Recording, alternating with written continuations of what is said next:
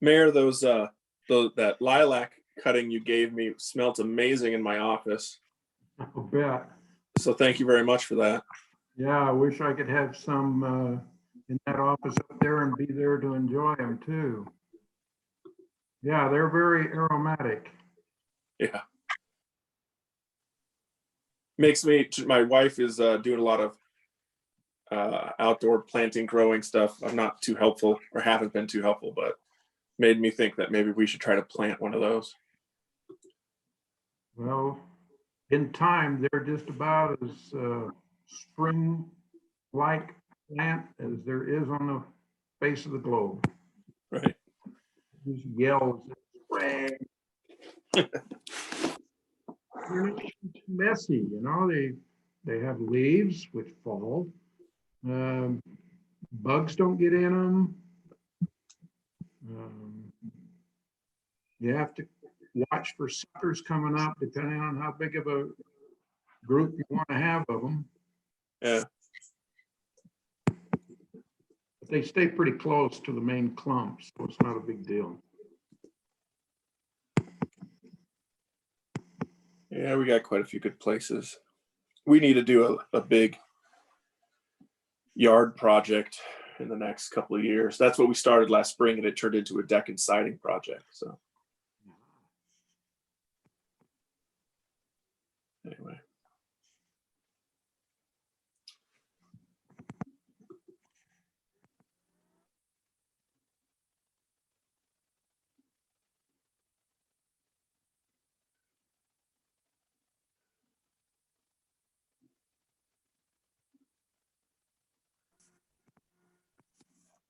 Yeah, it takes about 10 minutes to open up all of the attachments.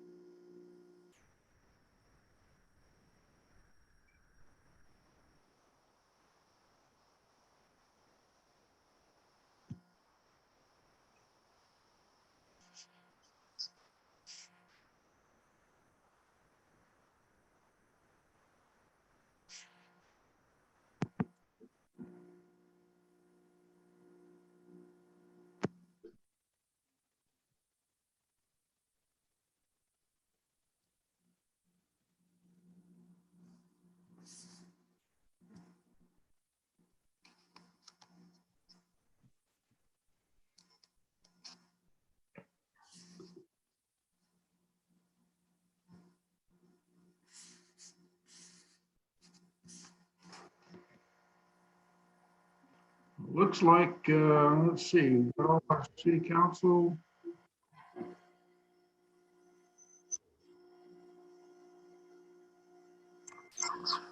Mayor Bryant Brown is going to be late.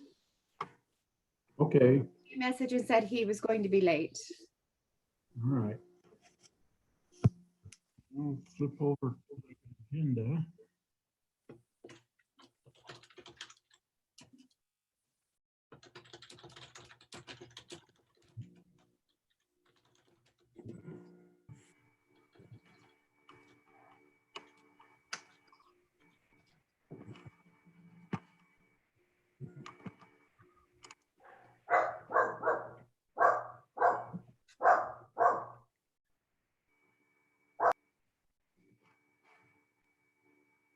Okay, this is I want to welcome everybody to our workshop on the proposed fiscal year 2021 proposed budget.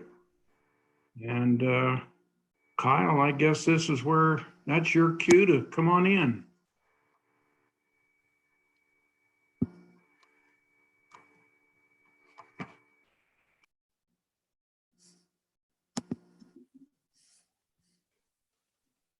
We can't hear you, Kyle. Oh, it helps if you unmute. My understanding was we would be talking about the UPD budget first, and I wasn't sure if I was leading that discussion or not.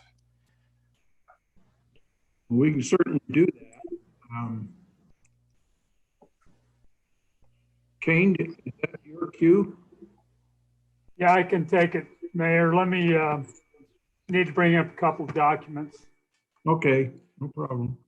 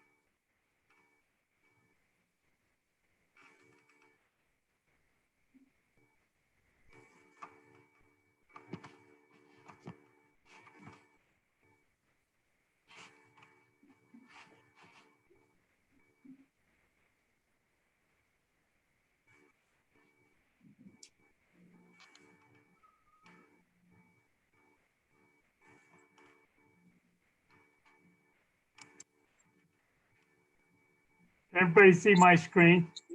Yes. Okay, so we just got this from UPD. Chief, when did this go out? This Friday? This was actually sent to me last night and the sheriffs approved it. This is going to be this portion of what her proposed budget's going to come at the UPD board.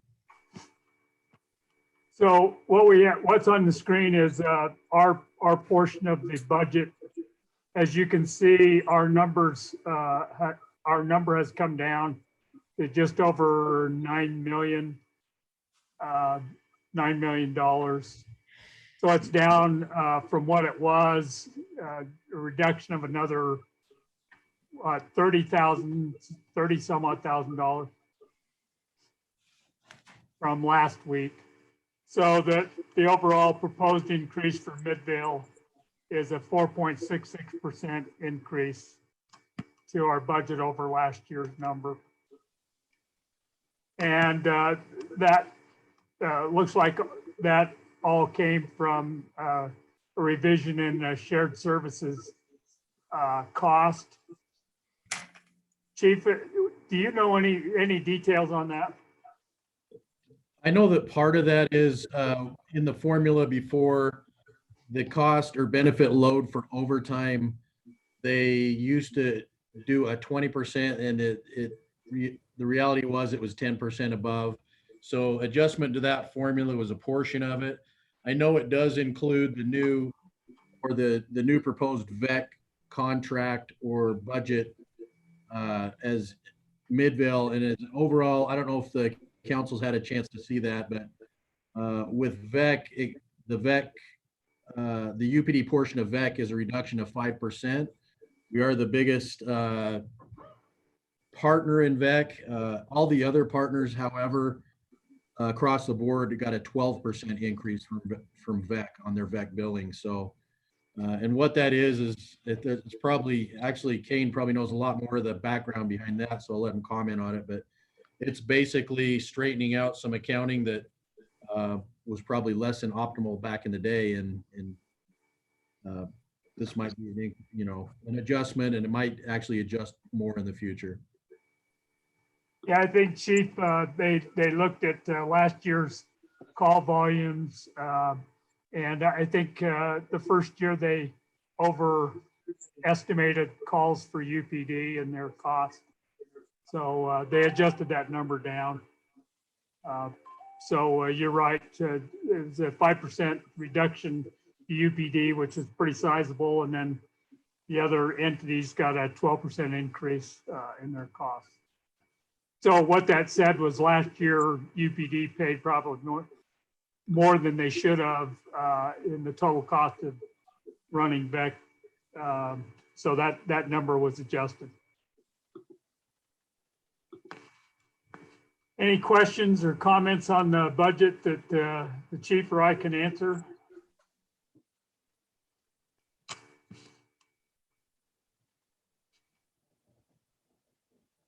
I think UPD's done a great job putting that together and whittling here and whittling there and until it's where we can deal with it. Yeah, I think I think the message, whether the message has come personally from anyone from Midvale back to the board or back to our partners, I think the message has been sent that we had some big concerns with the budget, and I think everyone's done a pretty good job of trying to cut the budget wherever they could. There's still the 2.75% merit, 2% market adjustment for the officers, and hopefully that maybe whittles away a little bit at the difference in the market study. I guess we'll find out after we go through into next year. We'll look at that again, I'm sure.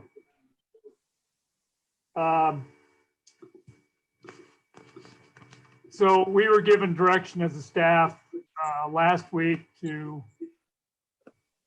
look at working with a third-party firm to do a feasibility study. I wanted the council to know that we have contacted Lewis Young, Robertson, and Birmingham, who are our financial advisors, and they also worked on the Riverton feasibility study a year ago. Very familiar with UPD and police contracts. And so we had a meeting with them Friday, spent quite a bit of time with them on what the feasibility study should entail. And so we've got the details worked out with them on that. I think it's a little over $15,000 for them to perform that study. And the one caveat being is that we told them that we wanted those numbers by the end of June or the last week in June. More than likely, they're going to try and shoot for the middle of June, but if we have to hold a special meeting in the end of June, we will do that. So they're engaged. We'll be working with them, getting information to them. They'll be contacting Chief Thomas and others with UPD to make sure they get the right information and the right numbers on everything. So they'll be engaged on that feasibility study. Number two, the second thing that the city council required that we do is to set up a meeting with the other city partners in UPD, and we've done that. That meeting is tomorrow afternoon. Where we'll have a discussion with our city partners at least, and talk to them, give them kind of our situation and kind of what we're doing, just so that nobody has we're not blindsiding anyone. And then I'm sure the mayor will cover with the rest of the entities in their next board meeting. So those are the two things the city council asked us to do last week, and we're working on those and working to accomplish those two things. One of the things that I pointed out in last week's meeting was I think I tried to put over the point to the city council that while we could handle the day-to-day, you know, our own police force could handle the day-to-day operations of the police department and take care of the city on a day-to-day basis, the normal things. The big question is can we handle the other situations that come up? And just so happens, two of those situations happened to us on the same day at almost the same time. Last Friday, you're all aware of that murder suicide that happened in the Candlestick Apartments, and then the fire on Allen Street in the Allen Street Apartments. And that, you know, kind of demonstrated the resources that those kind of things take for a police department. You know, if I was to ballpark the size of the police department that I think that we would end up with, if we created our own police department, it's going to be somewhere between 60 and 65 bodies. That's sworn officers and civilians in the department. I have the chief actually gave me two incidents that's happened recently. Two similar incidents, one in Mill Creek and one in Midvale, and maybe I can throw those up on the screen for you. But it was kind of telling for me to look at those.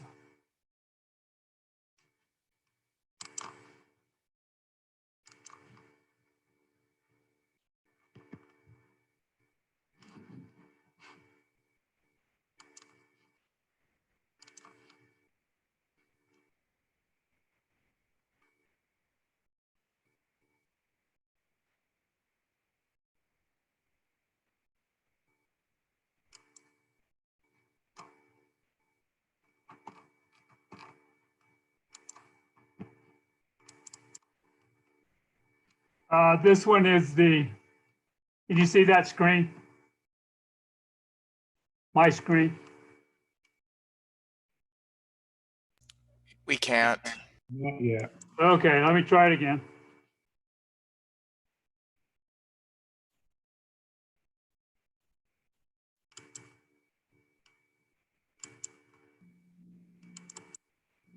How about now? It's black. There it is.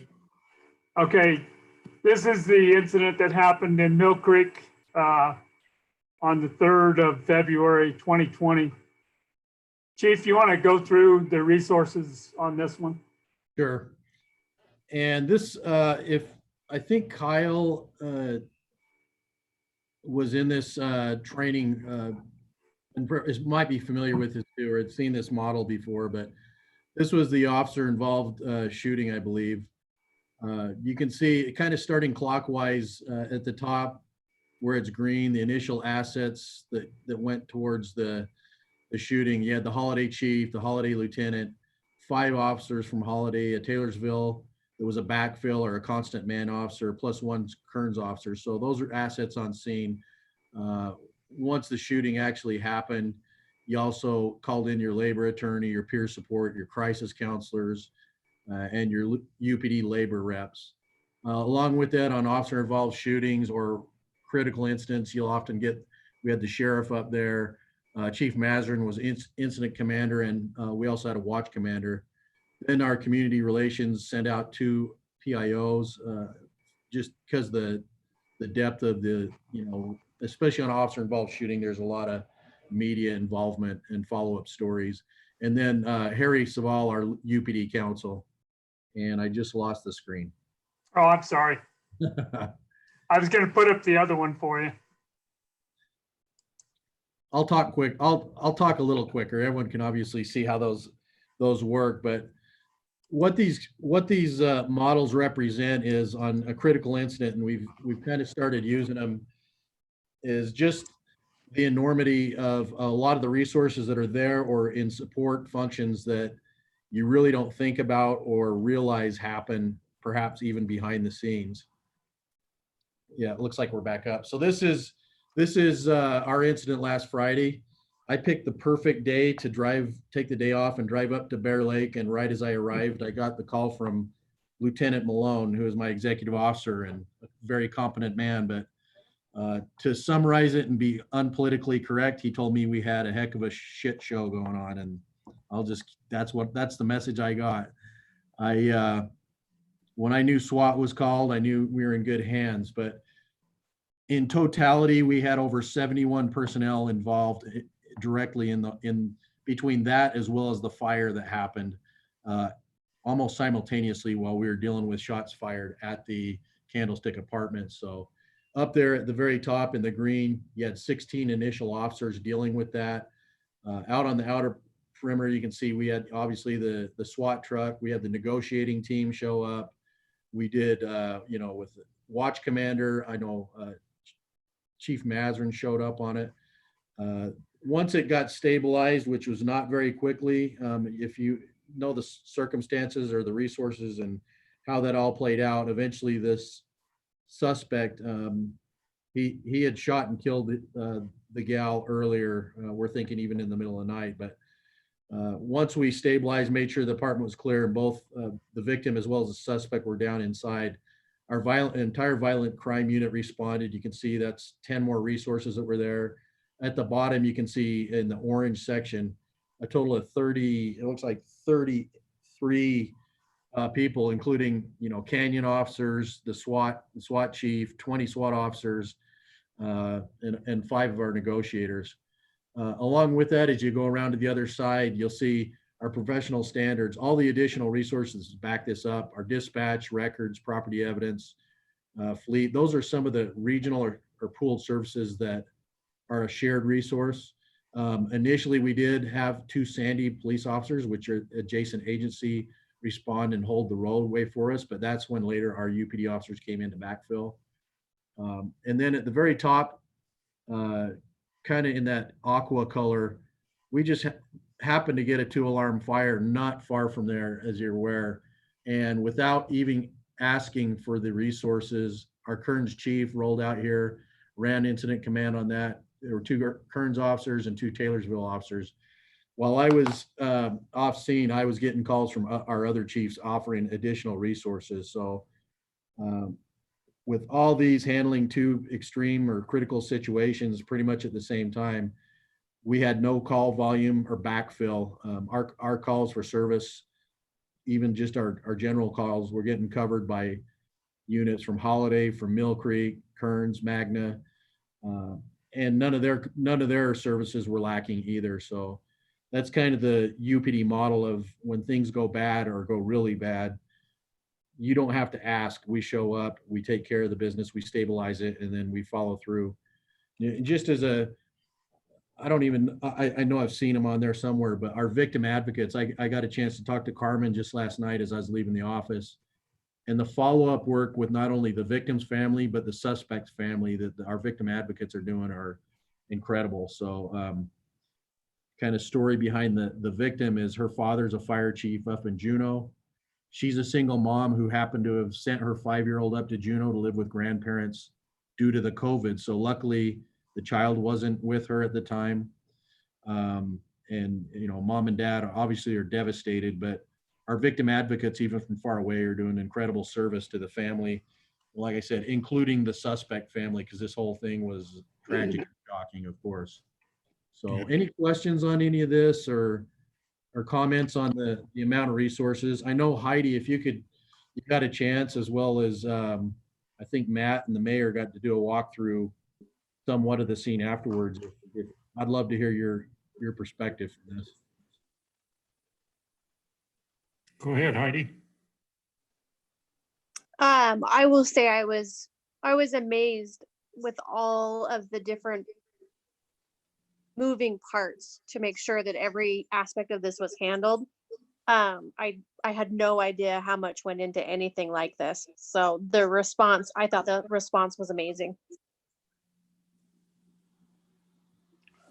I got the call were going on. I was in the middle of a telecon concerning a potential fireworks show later this month. And the point of negotiation with the operator was on and costs and everything. So as soon as that was over, I jumped in my car and drove down to Candlestick, and I could see as soon as I come down from 7th East that there was a lot going on with the incident command vehicles that were there, and police cars, and traffic was going through. And I suspect that that wasn't possible earlier, but by the time I got there, vehicles were able to go both ways on the street. I pulled into Midvale Improvement District parking lot. That's as close as I could get without being a hazard myself, and walked down the rest of the way. I was met by Maz and one of his other lieutenants there. And then the two victim advocates came by, two of them, and talked to me about what they have been able to do that far. And their work was not over by any sense of the imagination. You could see everything was taped off, and officers were around back, and residents were trying to come to an understanding of what it was all about and what had happened and who was it. And within a short time, I came back by with my wife. No, it was the next day, actually. I drove back by and see that the windows were boarded up.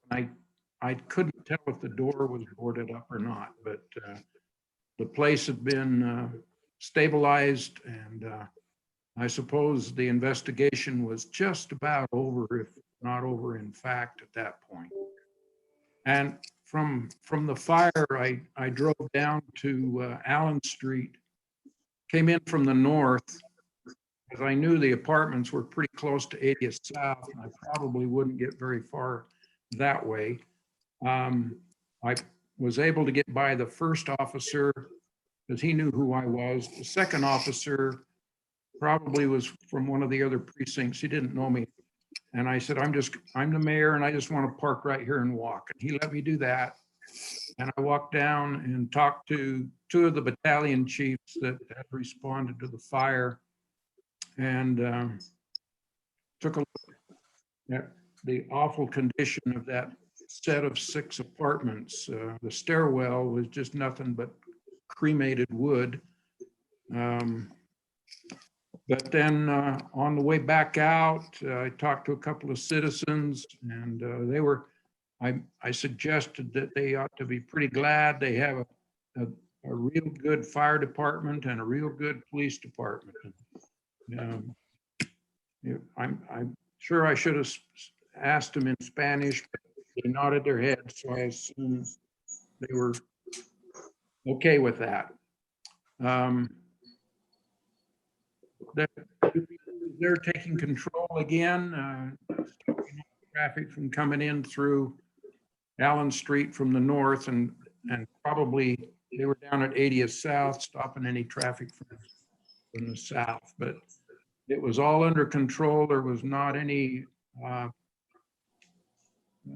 traffic, or the citizens were all inside their fences and gates, staying out of the way. And very tragic affair, but it was controlled and allowed the fire department to do what they had to do. That's what I saw. Thanks, Randy, for your group.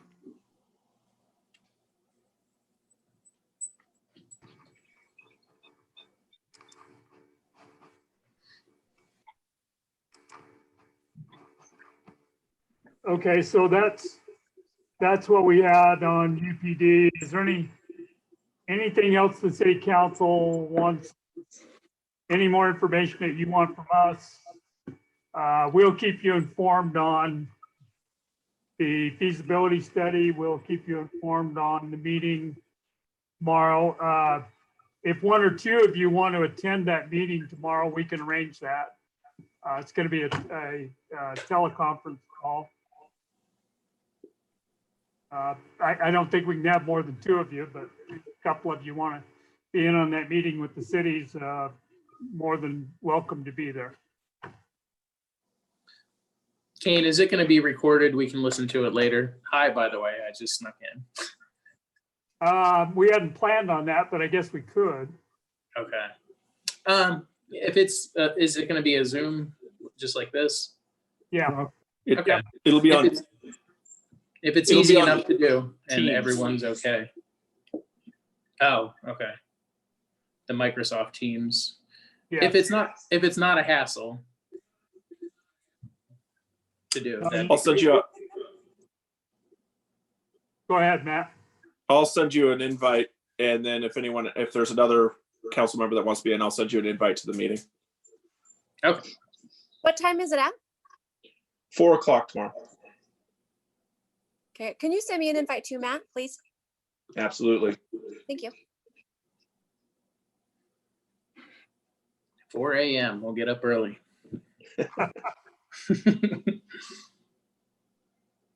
So the only real change that I have for the budget was the number from UPD, which again has dropped a little bit. I'll turn the time over to Kyle, and he can open it up for any questions you have on the tentative budget before we go into the regular meeting tonight.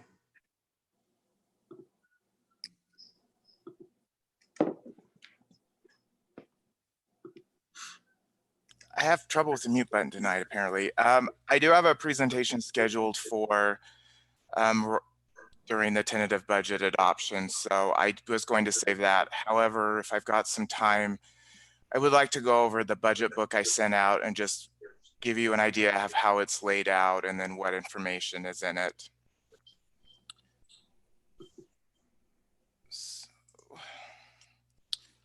So the cover of the budget book should come up on your screen in a minute if it's not already there. It's there. Great. So of course it's going to have a table of contents that lines out each of the different sections of the book. So there's an introduction. So it'll give citizens and other interested parties who the elected officials are, who the key leadership people are, an org chart for the city, a budget message prepared by the mayor, and then just a general community profile of Midvale. And that's only about 8 pages. From there, it goes into more budget information. So it will go into, actually, let me actually go there. So it'll go through the budget process and how we do our basis of budgeting. So we use an accounting method called modified accrual, which is reasonably close to cash is all you really need to know for that. And then also how we report from the financial statements sometimes is different. We use a term called full accrual for the financial statements, where we look at the timing of the transactions regardless of when the cash is actually going in or out. It goes through the budget amendment process, and then it has a timeline on the budget. It gives both you and anyone that's interested what our process is. It shows that in January is when our budget process starts through when the budget's adopted. And then also at the bottom, it says we maintain budget control every month. So we're continually looking at the budget. One of the things you probably haven't seen in a consolidated format like this is, and this is required to get an award from the Government Finance Officers Association, is it's a full-time equivalent summary for the entire city. It's broken up by fund. So we have the general fund, which those are things that aren't necessarily designed to recover costs. So it's some of your main core services like public works, community development, and that type of thing. So you might see here it's like 55.67, and you're thinking we don't have 0.67 of an employee. Certain employees are split between different areas. So for example, our billing clerk, she's split between the different enterprise funds. Our city treasurer does a lot of work with the enterprise funds, with the water, sewer, storm drain and that type. So his time split between there. So that's how you end up with these odd numbers. And then we do have some part-time people. Like for example, in the court, we have 8.72 because we have 0.72 of part-time people there. And then at the bottom, it gives you a total FTE. So on this page, you can see at a glance how many employees the city has and then where they're located. It also gives a brief overview of the financial structure to give you an idea of how the city's funds are set up. I like to think of funds as different checkbooks. I have a more technological term that I'll use in the presentation tonight, but it gives you an idea of how things are organized within the city. And then also for each fund, it lists which departments are under that fund to give you an idea of the organizational structure related to the funds. And then there's more information on the different fund types we have. And then the revenue manual. So what this section is, it gives you more detail on the city's major sources of revenue. So for example, it'll cover property tax, it'll cover sales and use tax. For example, in property tax, it tells you how the tax is calculated and the different agencies that are involved. At the bottom, you can see it does show our tax rate relative to some other cities in the valley. It shows the formula for property tax, and then also on the right-hand side, you'll see it shows which agencies are receiving the property tax dollars that a citizen pays. So a lot of citizens I found, they think we get the entire amount of property tax when that's not the case. We actually only get about 8% of that. But that is for each of the major types. And then you'll see I do a projection out 4 years from next year's budget, or actually 3 years from next year's budget to give you an idea of where my projections are showing things are going. Next is the financial policies. These were adopted by the City Council a couple years ago in October of 2018, but they're actually in one place. They're in this document.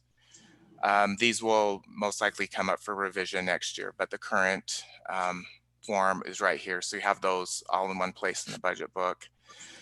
One thing I get asked a lot of questions about is the city's debt. So in one place is all of the city's current outstanding bonds.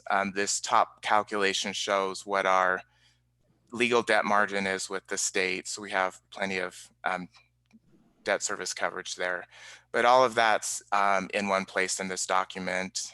And it has a summary down here and also shows you how the different bonds are being financed, and then a pie graph of the funding source. So it's a good place, one-stop shop that'll show all the city's long-term debt. Capital projects, it's a little lean this year, as we'll get to in the budget book, or excuse me, during the budget presentation, but this does go through what our capital project process is, the current proposed capital projects, and then there will be a 5-year schedule that we're working on tweaking in future years, but this is a start. It will show what we have planned for the next 5 years, and then more importantly, what, and I can actually probably rotate this because I see a lot of people trying to turn their heads. And I actually did it the right way. That's amazing. So it'll show you by department the description of the capital project, how it's funded, and then what was requested by the departments, and then what we're recommending for funding. And then we have that also out for 5 years. One thing that's important to consider with capital projects is how it will affect the operating budgets going forward. So there is an estimate here on those. But as I said, in future years, this will get more detailed. And let me flip it back. One important thing that we really haven't had in one place is what fund balances, or what our savings account is, or in each of these different funds. We've talked about the general fund a lot. So it shows the almost 3.8 million we have in our fund balance or savings account, how much is expected to be used next year, and what that will leave the balance at. So this has been done for all of the different funds. including our enterprise funds like the water, sewer, stormwater, street lighting, and our telecommunications fund. So that's all in one place now, which is nice. From there, so that's about the first 46 pages of it. The next is more detail on the different department budgets. So we start, of course, with just a summary. This is the general fund. What I've tried to do is if there's any major changes or important things, I put a number next to them, and then there should be detail below that. I put the numbers on, but didn't put the detail on a couple of the pages. That should have been fixed with the second revision. And then greater detail on the city's revenue. So it has a line by line detail of the different revenues. And this does also go back 2 years. So you have 2 years of actual, what the current budget stands at, what finance is estimating the ending balance to be, and then what we're requesting for next fiscal year this is the same line item detail that we have inside the accounting system. From there, we actually go into the department budgets, and not all the department budgets have the same information, but most of them will have an org chart at the top to give you an idea of what's included in that department's budget. It'll have a description of the department, the budget, so actuals for 2 years, last year's budget, next year's budget, and the difference, and then if there's any significant notes. Down here at the bottom, it also shows the total budgets for that department and the number of employees. In this case, since it's the mayor and city council's elected officials. There'll usually be a pie chart showing the split between like personnel operating. Some have debt service, some have capital, and then the staffing plan to show you who's actually being funded out of that department. So that will continue for all the departments. Some of the departments will also have, if I can find one. So for example, this is the Administrative Services Department budget, which we're going to go over tonight. It's my turn to present my budgets tonight. But as you'll see, there's the org chart showing the department organization. Some departments have a department mission. We have one in Administrative Services, so I've included it. A description of the department, and then accomplishments for this current fiscal year. Once again, it's got the at a glance at the bottom. And then some departments have submitted to meet goals for next year. So for example, in Administrative Services, one of our goals is to do a 5-year financial forecast on all the funds and then look at potential replacements for express bill pay. Still has the budget with 2 years of actual and the current year budget, and then the staffing chart on that. So that continues. This takes up the majority of the book. So most departments are looking at 2 or 3 pages. The different types of funds are separated out. So for example, this is a special revenue fund, and what that is, it's a type of fund that's intended to recover all of its costs through different charges or specific revenue sources, and isn't solely reliant on general tax revenue or general revenues, for example. So in here, you'll see the redevelopment agency and then the municipal building authority. Even though it's a separate entity within the city, and it actually has to have its budget passed separately, I thought it would be good to have it all in one book, since I know when you're looking at the budgets, you're not thinking these are separate entities since they're under the city umbrella. And capital projects has its own section. This year, as I had mentioned, it's a little lean, but normally we would have the projects out here, and then normally if we had excess funds, we would be doing a ranking of those projects, and that ranking would also be included in here. And then towards the end is the enterprise fund. So that's like our water, sewer, storm drain, sanitation. And Glenn, to his credit, did a great job getting me accomplishments and goals for all of his divisions. So you'll see those on all of the public works departments.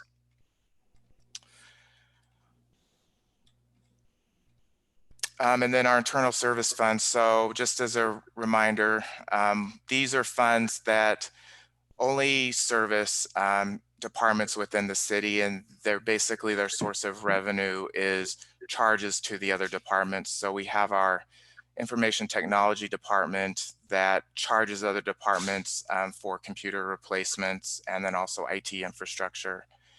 And then our fleet's the same way. They, of course, do maintenance, fleet maintenance, and then also capital replacement. So there's also pages for those. For the final one, there'll be a few more additions added, including a glossary, but that just kind of gives you a walkthrough of what you're looking at with the budget book as you go through the budget process. And that's all I had. Kyle, it looks great. Thank you. You're more than welcome. Hopefully it helps you during the budget process gain a greater understanding Hey, of where the changes are. and Kyle, while you have fleet up, it reminded me that I did not include that in my presentation tonight. Do you want me to, I can send it to you. Or if you want me to screen share, we can figure it out. Okay. I've been very impressed with Kyle and what he's been able to do in a very short period of time with our budget. This is one of the best budget documents that I've seen. So my hat's off and kudos to Kyle and Administrative Services, Dallin, and those that have helped him put this together, and then all the department heads that worked hand in hand with Kyle on this. No, this is a great job.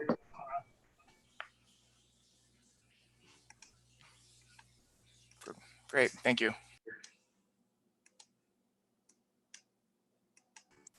Is there anything else on the budget? Any questions that we can answer before we go into the regular session tonight?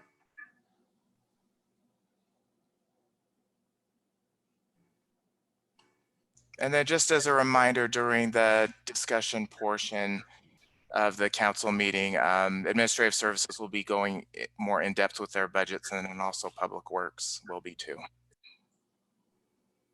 Okay.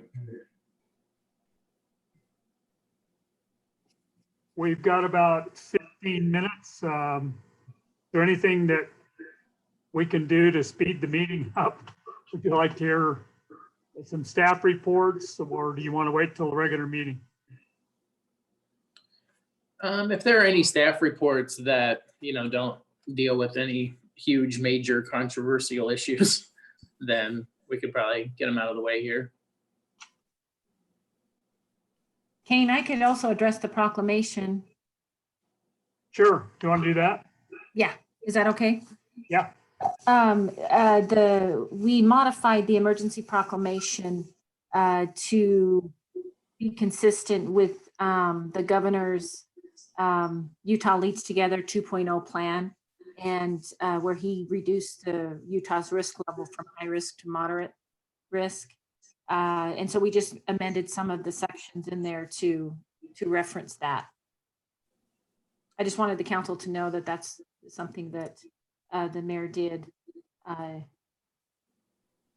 to adjust the proclamation. Great, thanks, Lisa.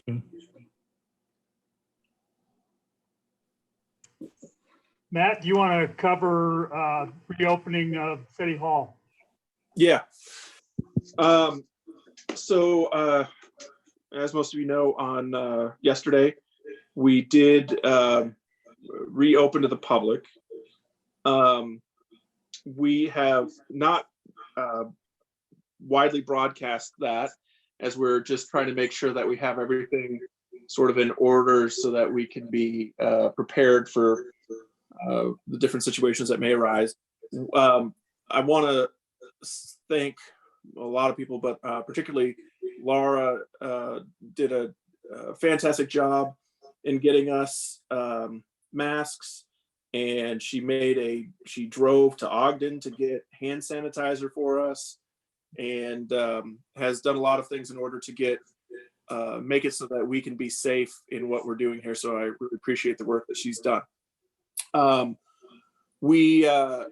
So all of our front desks are open to the public. We had 3 people come through community development yesterday, and I forget what I heard the number was that came through the finance public utilities windows. But we did have people starting to return. We're working through a variety of, I don't want to call them issues, that's too strong, but just working through different ways with staff that they want to, as they come across new things that we had not anticipated, we've been working through some of those issues. For example, when it does make sense to wear a mask and when it doesn't. We're working through some issues with regards to how payment should be received. We're trying to encourage everyone to continue to use credit cards or checks rather than cash. Anyways, we've been working through some things like that. So yesterday we had some things to work out. I think we'll get better at it sort of every day. For the most part, we are encouraging everyone who can work from home to continue to work from home. And managers are working on different sort of scheduling to rotate staff so that we don't have, for example, everyone who works the front line for community development, so that they're not all in the building at the same time. Just in case something does, in case COVID does show up in the office, that we're not wiping out an entire group or whatever. So because each department is different, has different capabilities for rotation. In the case of, like, for example, finance, where the primary software that they use, Cassell, does not work very well over a VPN. And it makes more sense for efficiency reasons for them to be in. We're handling each of the departments sort of differently based on what those different demands are. But we're open to the public. Things seem to be going pretty well, and we're continuing to adapt as new issues arise.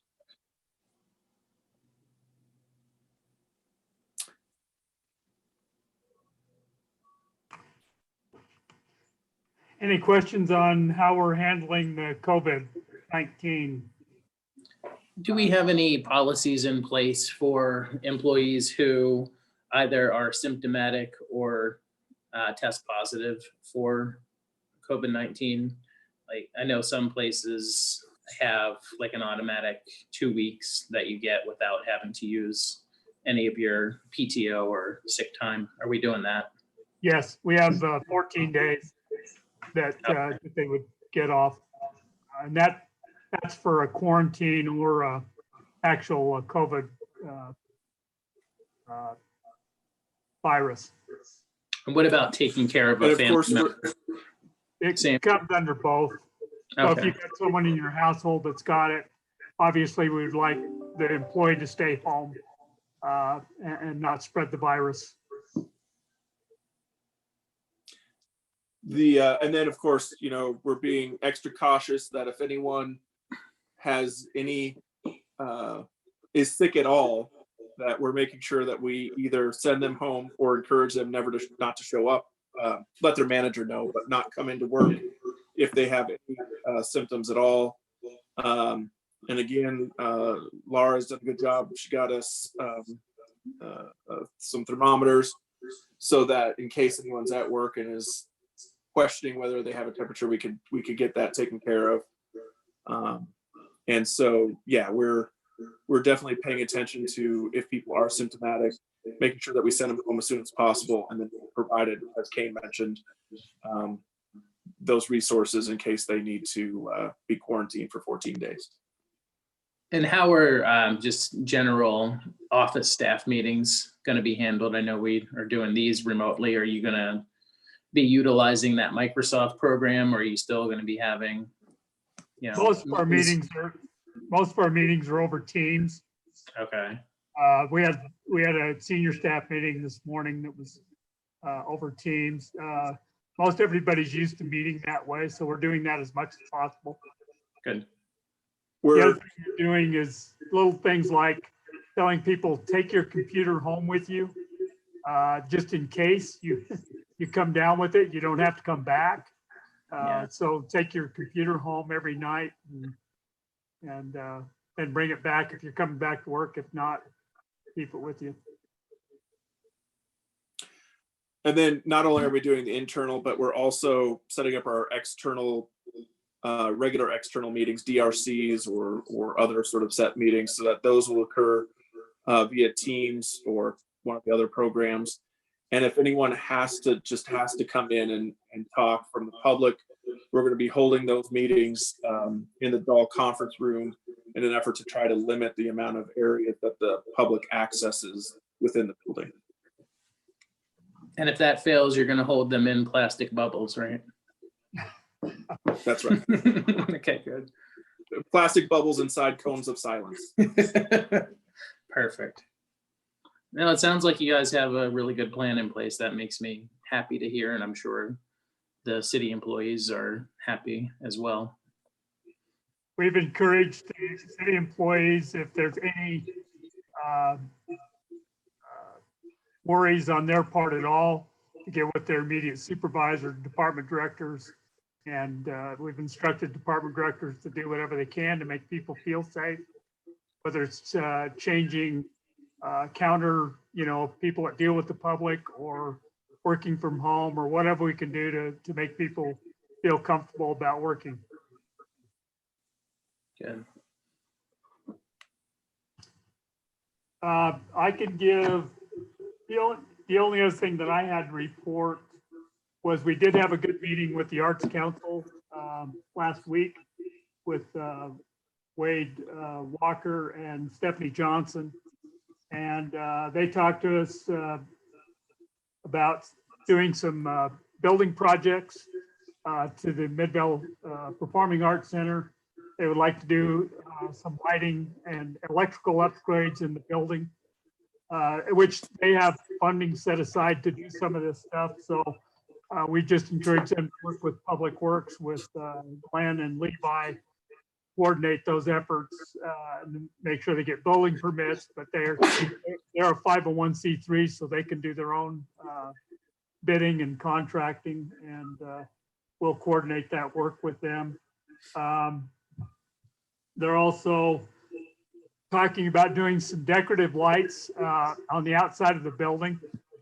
They're going to be looking into that. These are similar to what you see, the soffit lights, these new LED soffit lights that people are putting on their houses that they can change colors. They don't take a lot of electricity to run, but they would like to put something out there when they do have a production or something going on there. They can turn their lights on and just let people know they're open for business.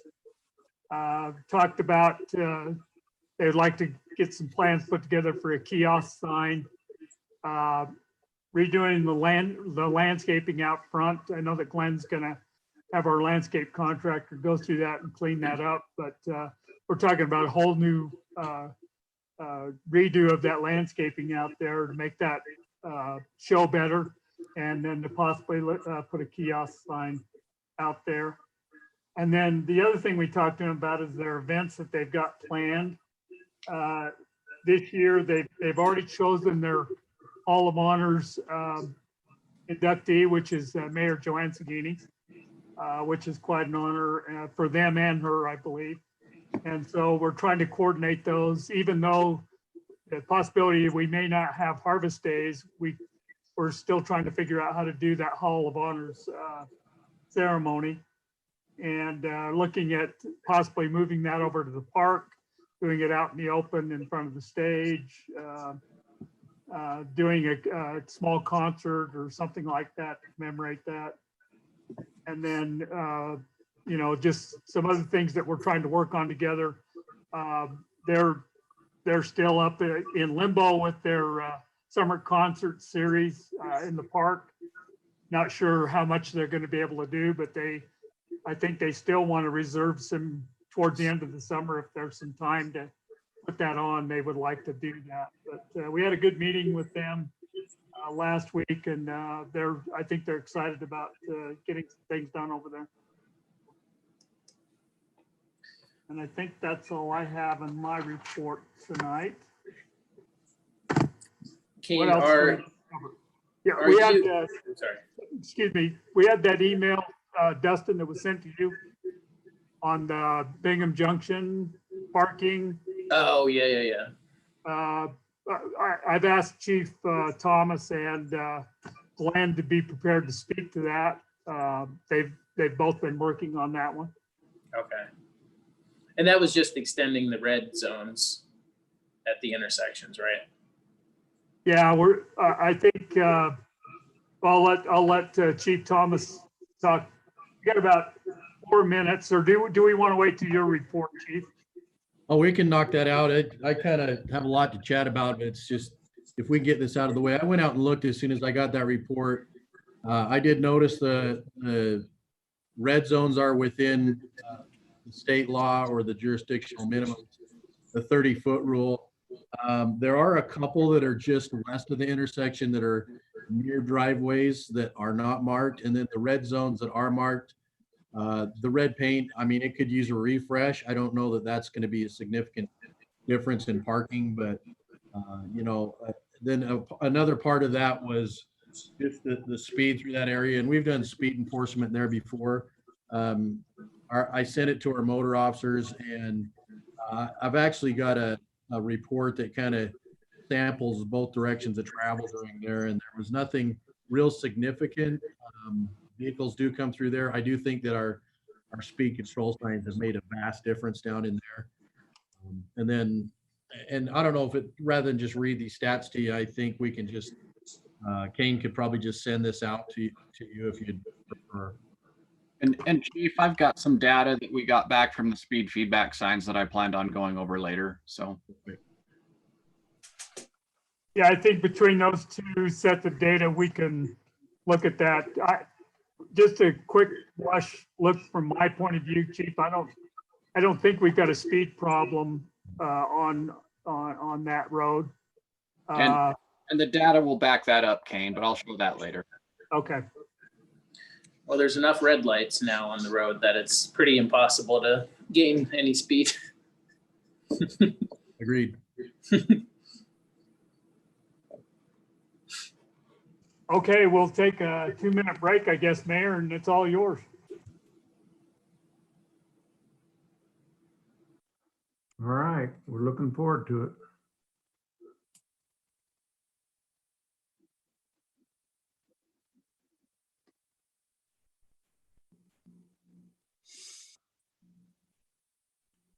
I could ask you, Laura, to this point, have we had any public comments come in?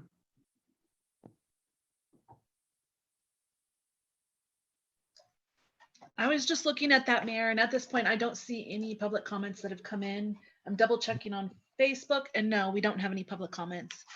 All right, I'll ask you one more time, just a little later. Thank you, Mayor. Thank you, Laura. Councilman Gettle, was it you or was it Councilman Brown that was asking about the speed just south of Maine on Bingham Junction back in early March? It sounds like something I would have asked you. So I do have 2 speed studies where we left a speed trailer out there, and they really didn't. I mean, the average speed coming for northbound and southbound is within 2 to 3 miles an hour of the posted speed. But what is not comforting to know is where it's posted at 35. In one direction, we had a maximum speed of 85. Ooh. And the other direction, they did 75. But that was like one car out of several thousand. So I think that was me coming home from a council meeting. could have been a spaceship too. So I won't go over that in normal council. Those are available if you want to look at them. But the thing about the speed trailer, it doesn't really truly give you a good sense of, because people are coming through there as soon as they see the speed trailer, they hit the brakes anyway. So Yeah. Okay. All right, it's 7 o'clock. I want to open our regular city council meeting on this 5th day of May 2020. This is an electronic meeting, and the access to this meeting is posted. And you just have to go to midvale.com and And you can find your way into it if anybody out there is listening. Okay, first thing we're going to do is have a pledge of allegiance. So if you won't mind standing, and we'll have our pledge. I was trying to get a flag to fly off onto the side, you know? But I don't trust it yet. I gotta experiment. I pledge allegiance to the flag of the United States of America and to the republic for which it stands, one nation, under God, indivisible, with liberty and justice for all. Thank you. Thank you, Chief. There's a Marine for you. He's ready.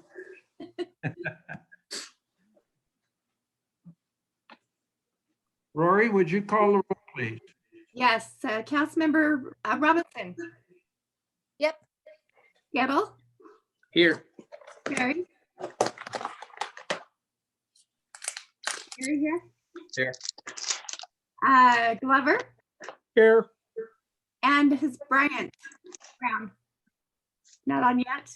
He said he may be coming. Okay. Lisa, we'd like you to explain next the modification of the energy emergency proclamation, please. Mayor, I think I did that in our discussion. Okay, I'm just considering anybody in the public that might be tuning in. If you could give a brief overview. We modified the emergency proclamation to coincide with the governor's Utah Leads Together 2.0 plan, where he reduced Utah's risk from a high risk to a moderate risk. And so we made some amendments to our initial emergency proclamation. Thank you very much. Okay, UPD, you want to report anything in addition to what you've already given? Chief? Thank you, Mayor and Council. Good evening. Just want to once again recognize the great work that our UPD team did last Friday during the situation in Case as well as having the fire, which I'm sure Chief will expand upon. Ironically, at the same time in Midvale. Tragic situation on both fronts, but well taken care of by professionals. So just want to recognize those. I've dealt with quite a few speed complaints directly from council members. In our pre-meeting, I've reported back on those speed complaints and address those. So if there are any further issues, your council can reach out to you or myself, and we can report back on that. An additional report that came through the city manager was on predatory towing in our, I believe it was in our down off of Bingham. Excuse me, Chief.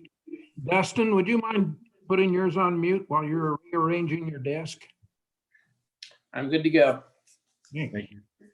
And just, there was a complaint on predatory towing. I did make contact with the person involved as well as the tow company and explain the situation to both. So I'm hoping each, you know, although the car did get towed, we were able to give them at least some kind of explanation as to how and why it happened.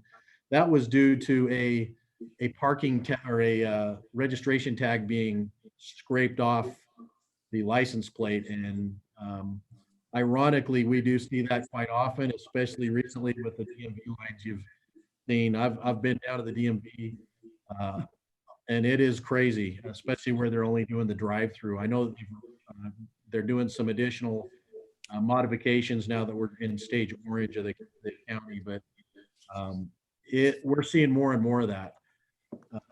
We also we failed to mention in the meeting earlier, but there was a shooting that happened just off about 74th and State Street 2 Saturdays ago. The victim in that is doing just fine, and our violent crimes unit is doing further investigation on that. We hope to get at least some kind of resolve in that in the near future. The Midvale precinct tentatively will be open to the public. We're looking at a May 18th possible lobby opening. Right now it's restricted. But in light of where we're at, and even with Midvale City doing a kind of a soft opening to the public, we're looking at phasing in back to full service in the near future. Our our domestic violence detective, Brittany Washington, she recently screened a case involving, it was initially a domestic violence call here in Midvale, and the suspect had been put in jail, was still in jail, and had made threats to solicit someone to basically interfere or possibly even murder the victim. She was able to do a subsequent investigation and get a successful screening on felony 1 screening to forward charge of attempted solicitation to commit murder, which, as new as she is in that field, is quite a feat. She screened that with the district attorney's office. There were about 10 hurdles to go through for that screening, and she hit about 8 of the 10, and the other 2 were not hard to knock out of the way. So I want to congratulate her and recognize her. She did a great job. More than likely would be submitted for one of our officers of the month for that work she's done. Also, if you've got a chance to drive by the Midvale precinct, we got the jail horticulturist program that provided a free bedding or flowers for our planting beds out. They're little tiny guys, but we're going to water them and show them a little love. And 2 years ago, we did the same thing, and we had quite a garden. So we're hoping that comes together well. We're continuing with our park patrol. If you're not aware, we are sending officers, or I'm assigning an officer directly to our parks within the city of Midvale in the evenings and then during the weekends, just to make sure that people conform with what the county mayor as well as the city vision is as far as adhering to social distancing and the proper guidelines to keep everyone safe outside. I pulled our stats, our preliminary stats, even though our ComStat are the hard numbers that when they're produced, those are the numbers we go by. But preliminary stats, we're at 851 cases last month.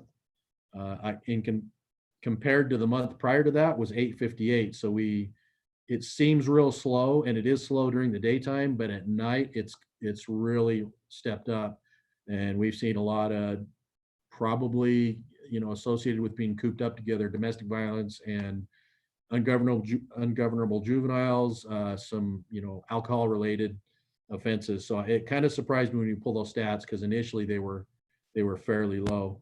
Our citation count is 437 for the month. The month prior to that, we were up in the 900s.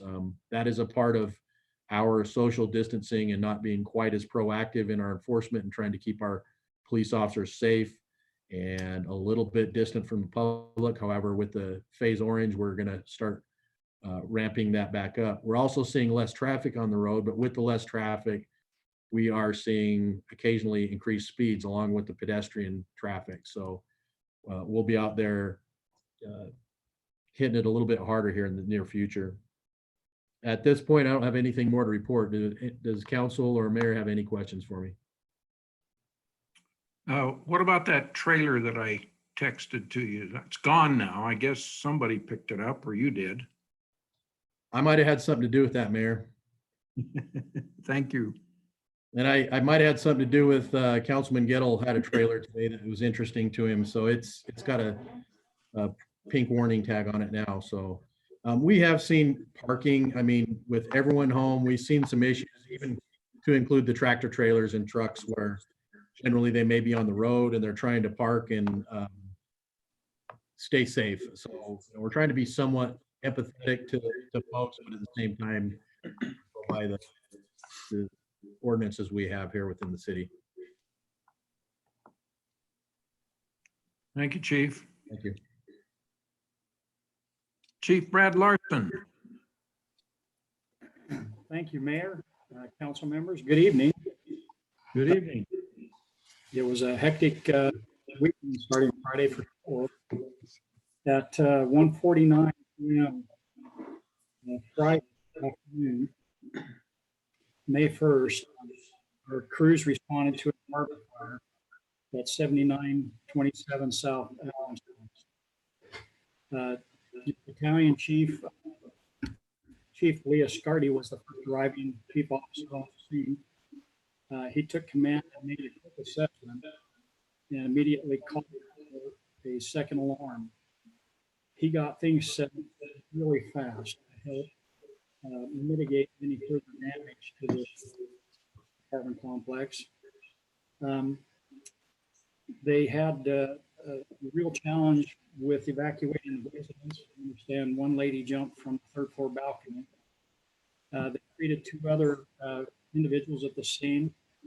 The news reported that we had one transport to the hospital, but talking to the investigator, I understand the individual that jumped from the balcony in the ambulance and needs to be released. So we were really fortunate that there weren't more injuries. The crew made a really aggressive attack on this fire. With the stores burned out, it was really difficult because they couldn't make entry to any of the units. However, they were able to stop the fire at the first three units and keep it from going anywhere else. There was some smoke damage in the back three units. The rest of the building was preserved. I just think from all the reports I've seen, they did a phenomenal job. And really happy that more damage wasn't done. It's always unfortunate when these things happen, but if we can prevent it from getting worse, that's cool.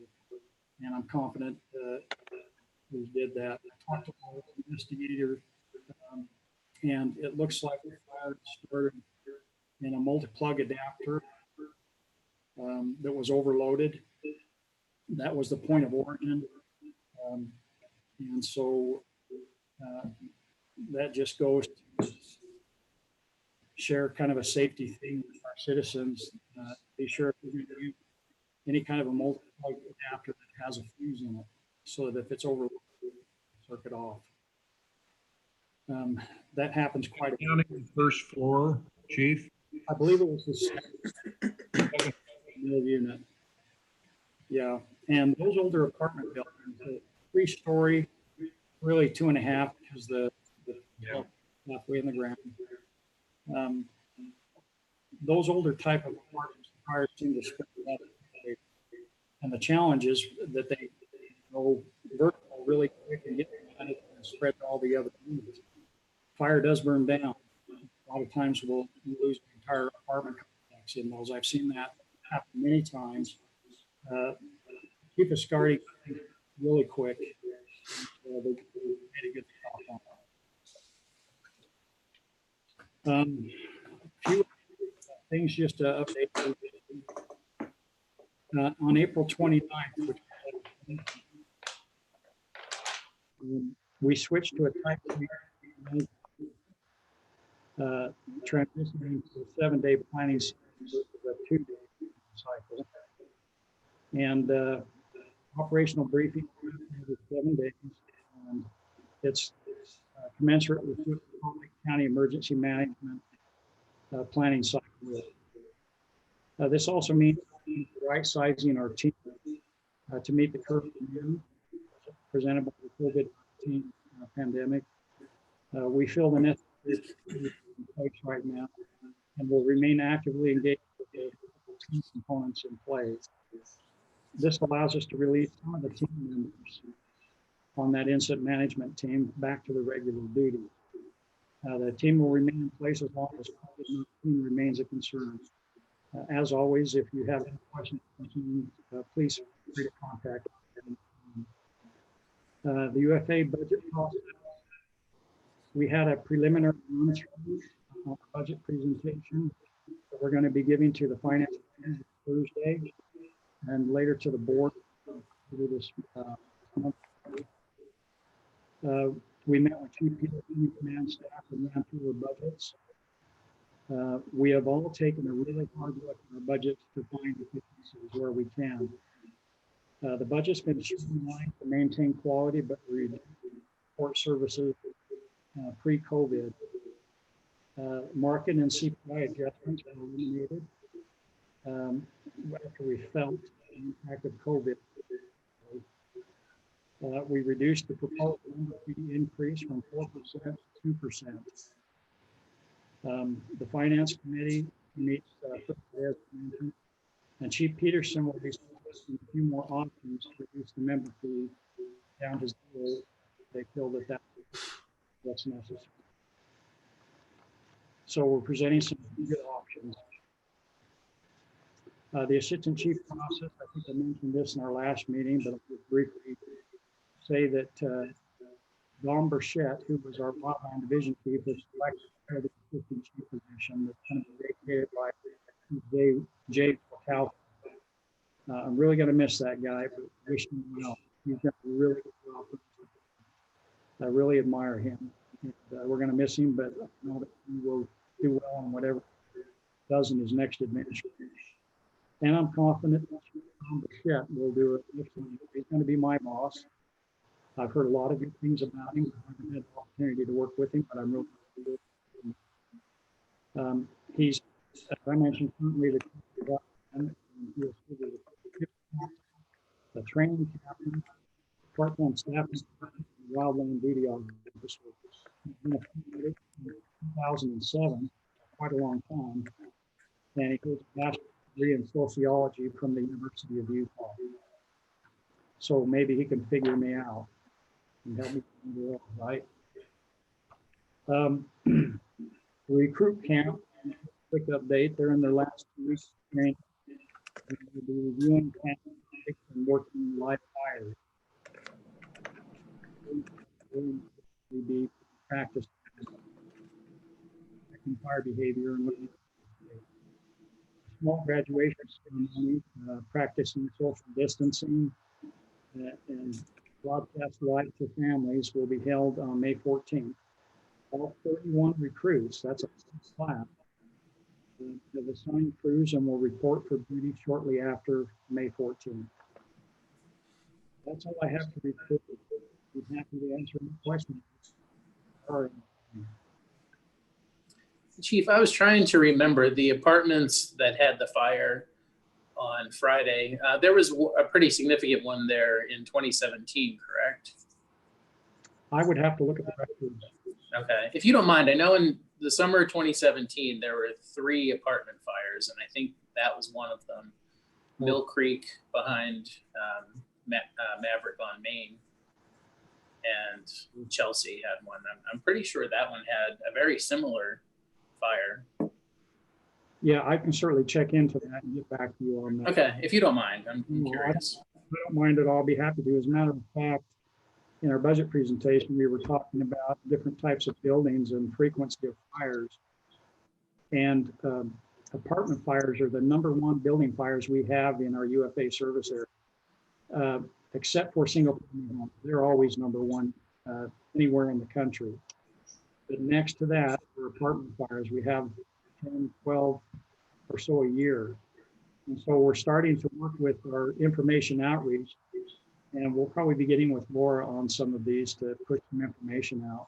So we want to get some information out to people who live in apartments and apartment managers and things that they can do to be fire safe. And see if we can get that number somehow, because it is of a concern to me. Yeah, thank you. Yeah. Any other questions for Chief Larson? Thank you, Chief. You bet. Okay, we'll now open it up to any public comments. Laura, have you received anything in the interim? No, Mayor, I haven't received anything. Thank you very much. We'll now move to council reports and begin with Council Member Quinn Spears. I have nothing this evening. Thank you. Council Member Heidi Robinson. I have nothing this evening, Mayor. Thank you. Council Member Paul Glover. I'm okay this evening. Thank you. Has Councilman Brian Brown checked in? I guess not. Councilmember Dustin Gettle. I just wanted to re-ask the question about the bridge that is our shared bridge with West Jordan on the Jordan Bluffs. It's in pretty a pretty bad state of disrepair, and I'm wondering if we've had any discussions. Matt, I think you said you were going to talk to West Jordan City to see. Oh, Matt just left the meeting, it said. But anyway, maybe Kane, you might know.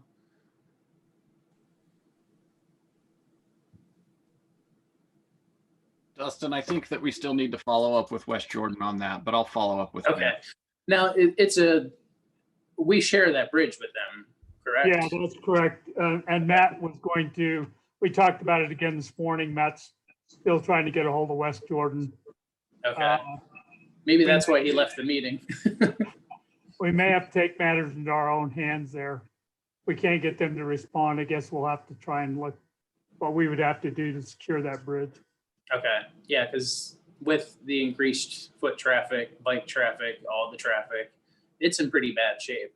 So that's all I have for tonight. I just wanted to follow up on that. So it appears that my internet crapped out on me there for a second. So it sounded like you were talking about the bridge that I need to check up on for you, and I have not done that yet. I'm sorry. That's okay. I know there are 1,000 other things happening right now, so no worries. Just putting it back out there in the universe. Okay, for my report, I just want to invite everybody on the council to assist as you can. The Utah Community Action is conducting a food drive and non-food drive Saturday 9th at the Midvale North Stake Center at 75 West, 7500 South. They are gathering anything, they put out a long list, and I think Laura can get that list to you. Basically, it's food items and then toiletries, diapers, toilet paper, things that are not available on their food stamps. Gathering them this Saturday from 8 to 11 a.m. And then they are inviting the poor among us to come there on Saturday the 16th and pick up what they need. I don't have the hours of the distribution yet or the pickup yet, but it's probably similar. So if you have some resources that you'd like to share with those who have very little, I invite you to bring canned goods or spaghetti, things of that nature that can store easily. And then on the 16th, the Utah Community Action in conjunction with several other organizations within Midvale that help out are going to make those available and help people get their a little bit extra that they can't get with their food stamps. This has been an interesting week. We've had a report already, and the UPD and the UFA both performed magnificently to keep very sad situations limited and preserve life and limb and home and hearth for many people. And there's just no way to say thank you with more emotion than I can give it now. I was just absolutely amazed and appreciate that. All of the volunteer work from our UPD people that step in to help out the survivors. It's just amazing. So thank you to both agencies. And if the department managers were here, I'd say thank you for assisting and getting their tenants in safe locations as fast as possible. They're in very scary situations. And to have them occur simultaneously, that was a real stretch for those agencies, especially UPD, be able to draw on so many resources from around the valley and help out there. Anyway, thanks, Chief and Chief. Again, we just really appreciate all of the fine work that you trained for years and years for, and then deploy it so successfully. I'm just really grateful for that. Thank you on behalf of the city. We'll now move to our department reports and Public Works, Glenn Kennedy. Thanks. Mayor, I had one other item to cover. I forgot. Sure. I forgot you. I'm sorry. No, let me share my screen. There was a council member, Brown, brought this to our attention. There was a note. Does everybody see my screen? Sorry. Yeah. Okay. So there was a notice that went out regarding the vacation of this right-of-way right here next to the city park. This is what's being remodeled, the old senior center that's being remodeled. There's a right-of-way, it was a half-width right-of-way that was dedicated to the city back when this subdivision went in years and years and years ago by the developer. This right-of-way was supposed to be another half-width. It was supposed to go here. This was going to be a fully dedicated street. I guess the plan was to take it clear through to back out to Center Street. We're being asked to vacate this right-of-way to make it a private driveway, a private access to a couple of lots that are owned here by a new developer that wants to develop these lots. There's some confusion. The public apparently thought that we were going to vacate this and give it to the developer to develop these two lots, which still belong to the school district, and we are leasing these as part of our park. So I know that Laura did a pretty good job of trying to explain to the public what's happening here. But I wanted to make it very clear to the council what the plan is here with this right-of-way. And along with vacating the right-of-way for this developer, the plan is to vacate the rest of the right-of-way to the school district, so they add it to their property here, and then that still remains the city park. So there's no intentions at all to reduce the size of the park at all.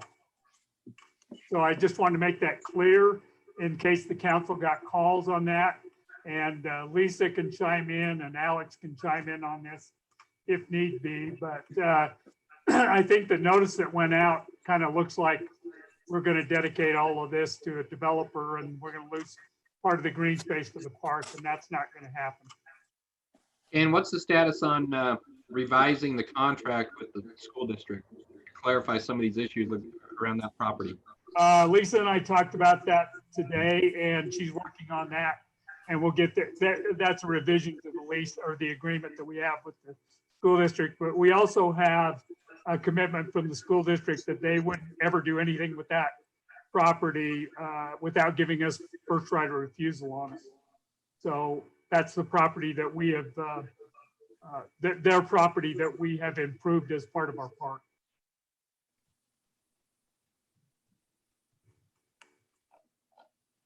Any other questions? I just wanted to make that clear in case you had some questions from the public on that. I know there's been a lot of comments going out on Facebook about that. I just want to make it clear that there's no intention of the city to give away any of that park.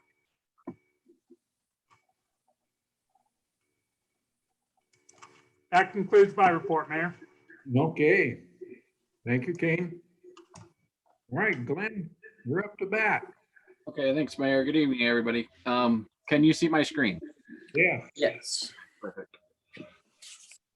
Okay. So similar to City Hall, yesterday all field staff returned to normal work hours. We've made adjustments with social distancing. Each member of Public Works issued a very durable, reusable mask with instructions on cleaning. Glenn, can I interrupt? Could I have everybody put your speaker on mute because we're getting bouncing voices and hard to understand the original. Thank you. Okay, do you want me to recap, Mayor? I have to unmute first. You're okay. I can hear you well now. Okay. So like I said, everyone is back to work as far as field staff is concerned. There was a few hiccups on phone coverage yesterday morning, but other than that, everything's going smoothly. Public Works management is alternating weeks, telecommuting. If we can work from home, we're trying to. Follow-up items, there was a council request for the speed feedback signs south of Center Street on Bingham Junction. They've been ordered and they'll be installed when we get them. We discussed an email from a resident pertaining to garbage cans on the Jordan River Trail. And they were also concerned about the speeding, parking, red curb, and no parking along Bingham Junction. We checked our garbage cans. We empty the garbage cans that we're responsible for at a minimum once a week, some of them twice a week, depending on where they're located. But there are also garbage cans along the trail behind the lofts in Talavera that are HOA owned. So those ones we have no control over. I don't know if there was an issue with those, but we have not seen an issue with the ones that we're responsible for.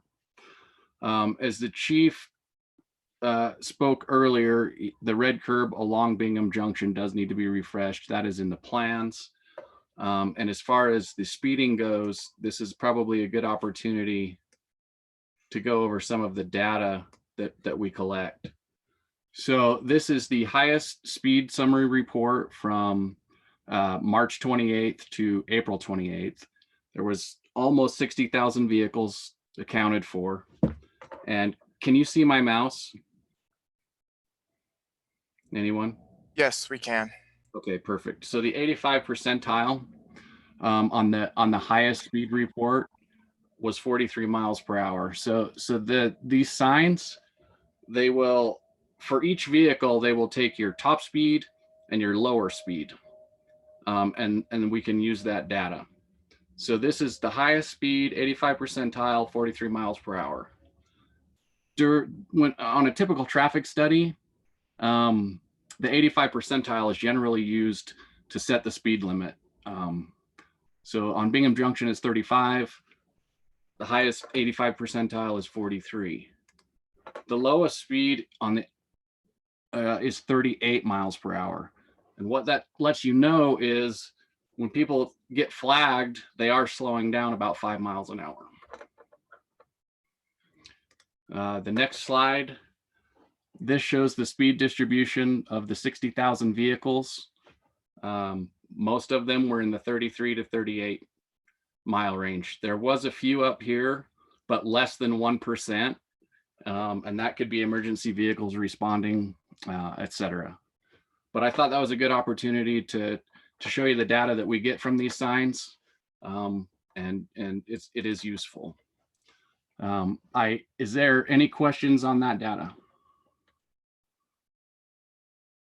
Okay, perfect. Are there any questions for Public Works in general? Okay, that's all I have. Thank you very much, Glenn. Good presentation. Thank you. All right, we are now going to move to the next part of our agenda, the public hearings. I'd entertain a motion to open the public hearing. Mayor, I move. Go ahead. Go ahead. I move that we move into a public hearing. Second. I have a motion and a second to move into public hearing. Any questions or comments on the motion? All in favor, say aye. Aye. Yes. Hi. Any opposed, say nay. Okay, we are now in a public hearing to consider a subdivision on Riverwalk 2, Lot 2, amended subdivision located at 6997 South Rivergate Drive. A final subdivision plat for 2-lot subdivision, Bingham Junction Zone with Riverwalk overlay, Wadsworth Development Group.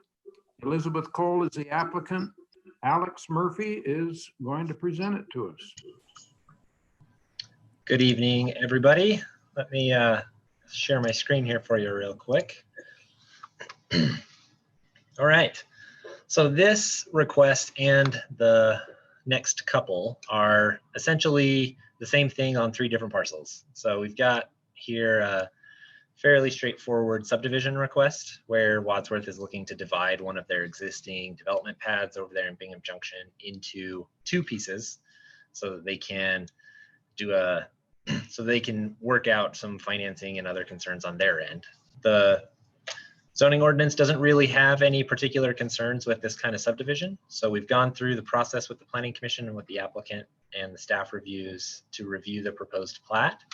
In this case, this is where the Burger King is located. They're on the corner of Bingham Junction and Rivergate Drive, or near that corner. So that Burger King is on one piece and the future multi-tenant or other building is on the other one. This project does have an existing small scale master plan approval attached to it, which is what approved that Burger King request. And as part of that, any future development on either of these lots would need to comply with that master plan or see that it gets amended and still meets the ordinance requirements. Again, it's pretty basic, so we didn't really have a whole lot of comments come out of the review period. We did have the city engineer, the area fire inspector, and the Salt Lake County recorder take a look at the plat, and they all found it to be ready to record, basically.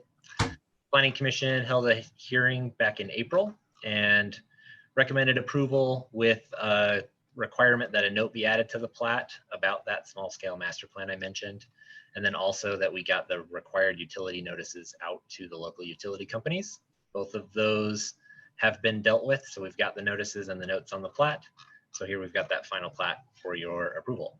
The last step after this one would be to print the Mylar, see that it gets the required signatures on it, and then record it. And that finishes the process. So I've got the applicant and her engineer here as well. If you have questions for any of us, feel free to let me know. Does anyone have a question for Alex or the applicant?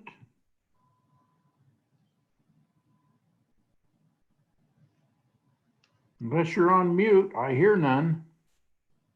I'll entertain a motion.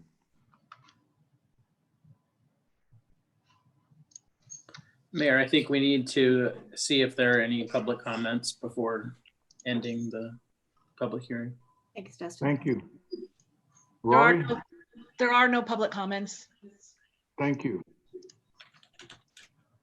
Okay, anybody want to make a motion? We need a motion to close the hearing, Mayor. Move that we close the public hearing. There's a Second. motion to close the public hearing and a second. Any questions or comments? All in favor, say aye. Aye. Yes. Opposed? Hearing none, the hearing is closed on this item. Anybody like to make a motion now? Mayor, based on compliance with the requirements of the Midvale City Municipal Code, I move that we approve the final subdivision plat for the Riverwalk 2, Lot 2 amended subdivision plat and direct the applicant to obtain all required signatures on the final subdivision plat Mylar. Second. We have a motion and it has been seconded. Any further discussion or questions? Hearing none, Rory, would you call the vote? Yes, Councilmember Sperry, Aye. Glover, Aye. Robinson, Aye. Gettle, Yes. and is Brown there yet?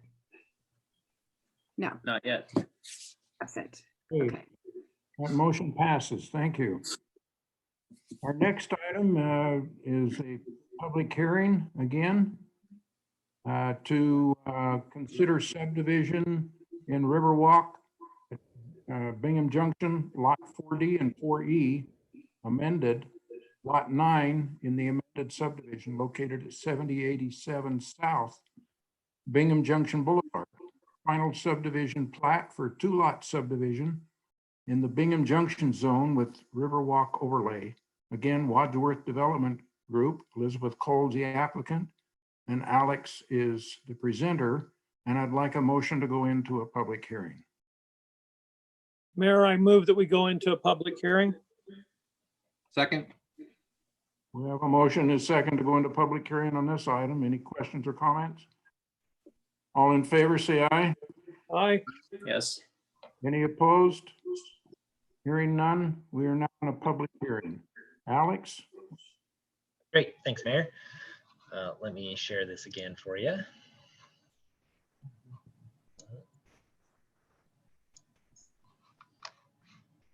Okay. So this request is essentially the same as the last one, just on a new piece of property. This one is where the Jiffy Lube and car wash are located. And again, it's just looking to split the property almost right down the middle so that each of those development projects are on separate parcels. It also has a small scale master plan that was approved for it that was then amended for the car wash, and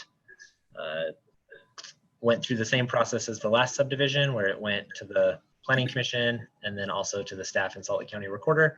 Same conditions and same recommendations apply to this one as applied to the last one. It needed that same note added for its small scale master plan, and then also needed the notices to be sent out, both of which have been finished. So I don't really have anything else to add on this one either, but if you have questions for me, feel free to send them my way. Alex, I have a question for you. This property, unlike the last property, which is, kind of across the street there on the Burger King side. Yep. The Jiffy Lube area and where Costa Vida is, 1000 Degrees, the Mid City Pub, the traffic pattern there, I don't know if you've been there at 5 o'clock or kind of anytime, lunchtime. Yep. The traffic pattern over there is a bit of a mess. And no one seems to know, which way is the through road, and people kind of, start on a road and they get stuck because there's no out.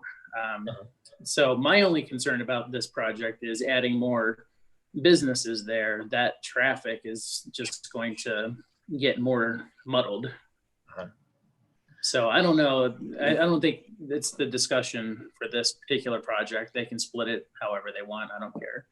But as more businesses get put in there, restaurants, whatnot, the traffic is going to just be more nightmarish. And now with people, not dining in, most of them using like takeout, just anyone go over there around between 5 and 7 p.m. and take a look at the traffic, especially in this Jiffy Lube to Costa Vida area. Mm-hmm.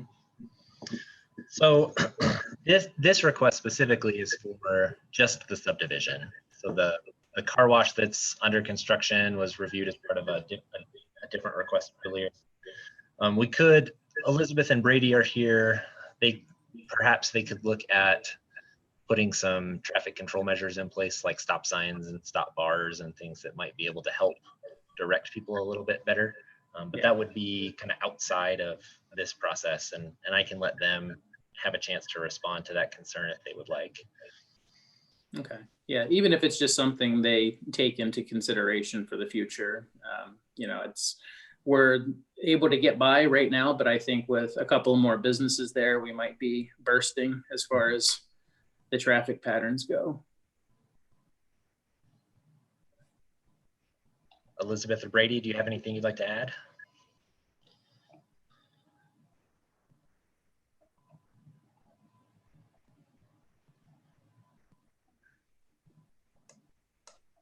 That sounds like a no. Sorry, it took me a little bit to get off unmute. All right. Well, I think. Have I been luckily, unmuted now? Yes. Sorry about that. This is Elizabeth Cole with Wadsworth Development Group, and I would be happy to look at the traffic patterns and see if there isn't a way to clean up some of the flow of traffic there. I actually think that the completion of the car wash and the traffic flow in that area will help, because we'll no longer have areas that you'll be able to flow freely from the Winco area into the Riverwalk area. And I think there will be fewer dead ends. So Brady and I will be happy to look at that as we move forward. That would be great. Thank you so much. Sure.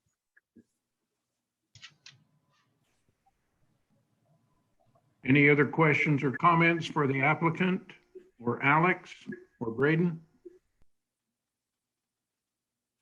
Hearing none, I'd entertain a motion to close the public. Or let's see. Are there any public comments, Laura? No, there are no public comments. Yeah, I'll entertain a motion to close the public hearing. Mayor, I motion we close the public hearing. Second. Got a motion and a second to close the public hearing on this item. Any discussion or questions? Rory? Let's see, no, this is an aye, no. And all in favor of closing the public hearing, please say aye. Yes. Aye. Any opposed? Hearing none, I'll entertain a motion then on this issue.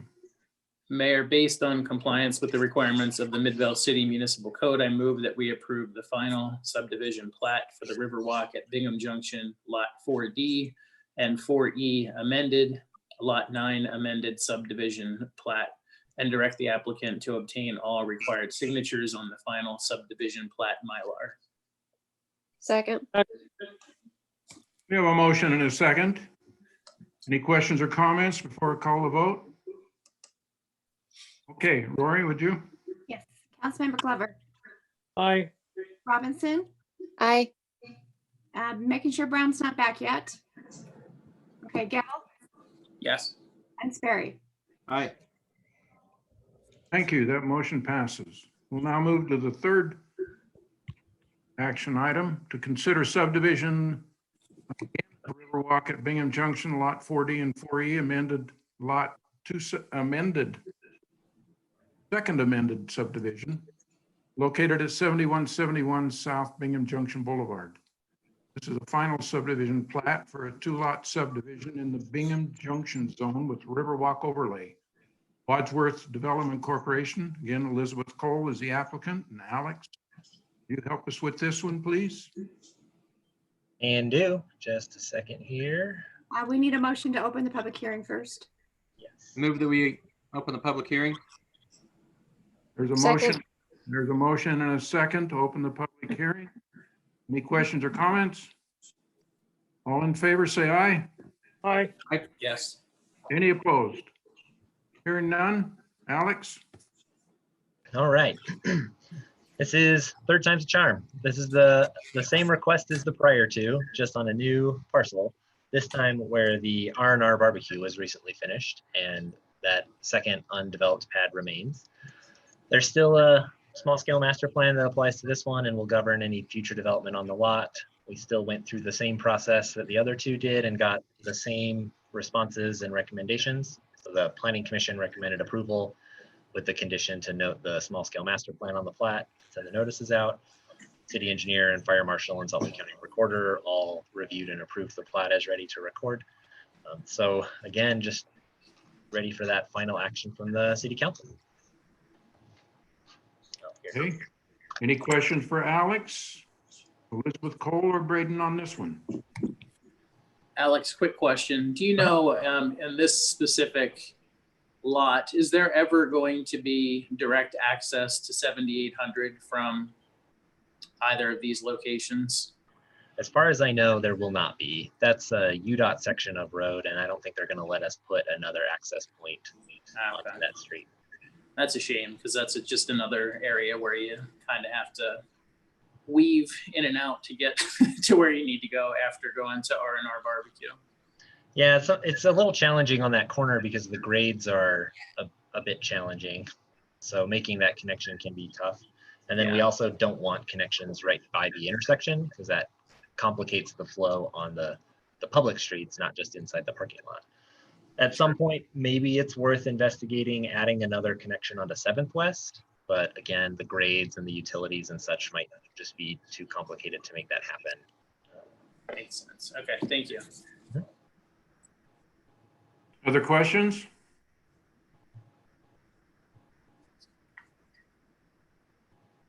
All right.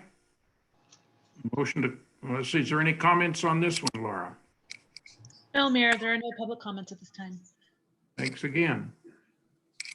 Entertain a motion to close the public hearing. Mayor, I move that we would close the public hearing. Mayor, I motion to close the public hearing. I second both of the motions. That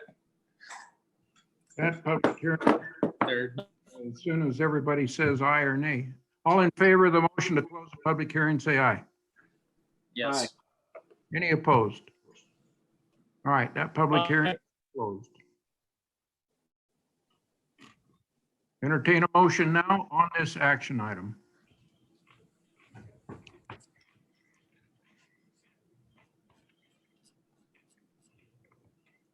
I'll make a motion, Mayor. Based on compliance with the requirements of the Midvale City Municipal Code, I move that we approve the final subdivision plat for the Riverwalk at Bingham Junction Lot 4D and 4E amended Lot 2 amended subdivision plat, and direct the applicant to obtain all required signatures on the final subdivision plat Mylar.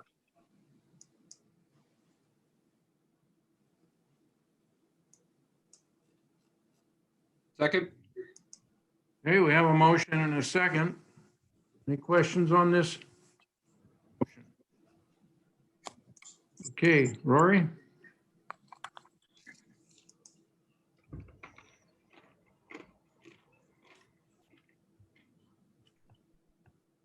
Sorry, that mute thing every time.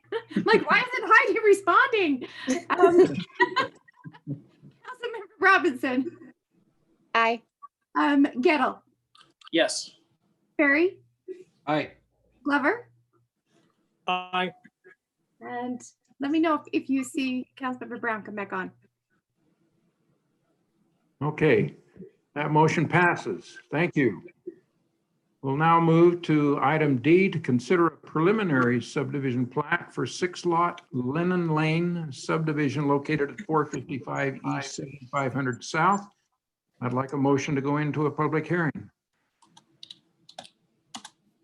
Move that we go into a public hearing? Second. Second. There's a motion and 2 seconds to go into a public hearing. Any questions or comments? Hearing none, all in favor say aye. Aye. Yes. Opposed? All right, we are now in a public hearing. Jenna, welcome. Hi. Let me get this screen shared. Can you see my screen? Yes. Okay. So this is a preliminary subdivision. The applicant is Gary Cannon. This is an existing parcel, just one parcel at 455 East, 7500 South. And the applicant would like to split it into 6 parcels. That will be 2, well, let me show you. So 2, they're going to be twin homes. So kind of 2 front lots and 1 flag lot, each with a twin home on it. So the flag lot and the twin homes was approved by the Planning Commission, and this is just an approval for the preliminary subdivision plat. The existing conditions here, it's just one single family home with a number of accessory units, all of which will be demolished. And this is a site plan of the back houses are required to be a single story on flag lots. So they're a little bit larger footprints. And the Planning Commission forwarded a recommendation on April 8th for approval. The public comment, I didn't actually receive any new public comment, but there was quite a bit during the Planning Commission public hearing about grading and drainage and fences and just compatibility with the neighborhood. So during that discussion, we added those last 2 items, the final subdivision plat Submittal requires grading and draining information from all surrounding properties, and an easement for all retention ponds shall be added to the final subdivision plat. And I spoke with Keith Ludwig, the city engineer, about both of those items, and he agreed that was a good idea and that he would review those on the final. Other than that, it's kind of some of the standard stuff. So 2 street trees are required on the front lots 1 and 6, and a screening fence is required on a flag lot. So, and that will be part of that discussion with neighbors as well, to coordinate that grade change on the back lot. Flag lot driveway will remain clear of overhanging vegetation. This is a fire department request. Yeah, so it's pretty straightforward. Any questions on this?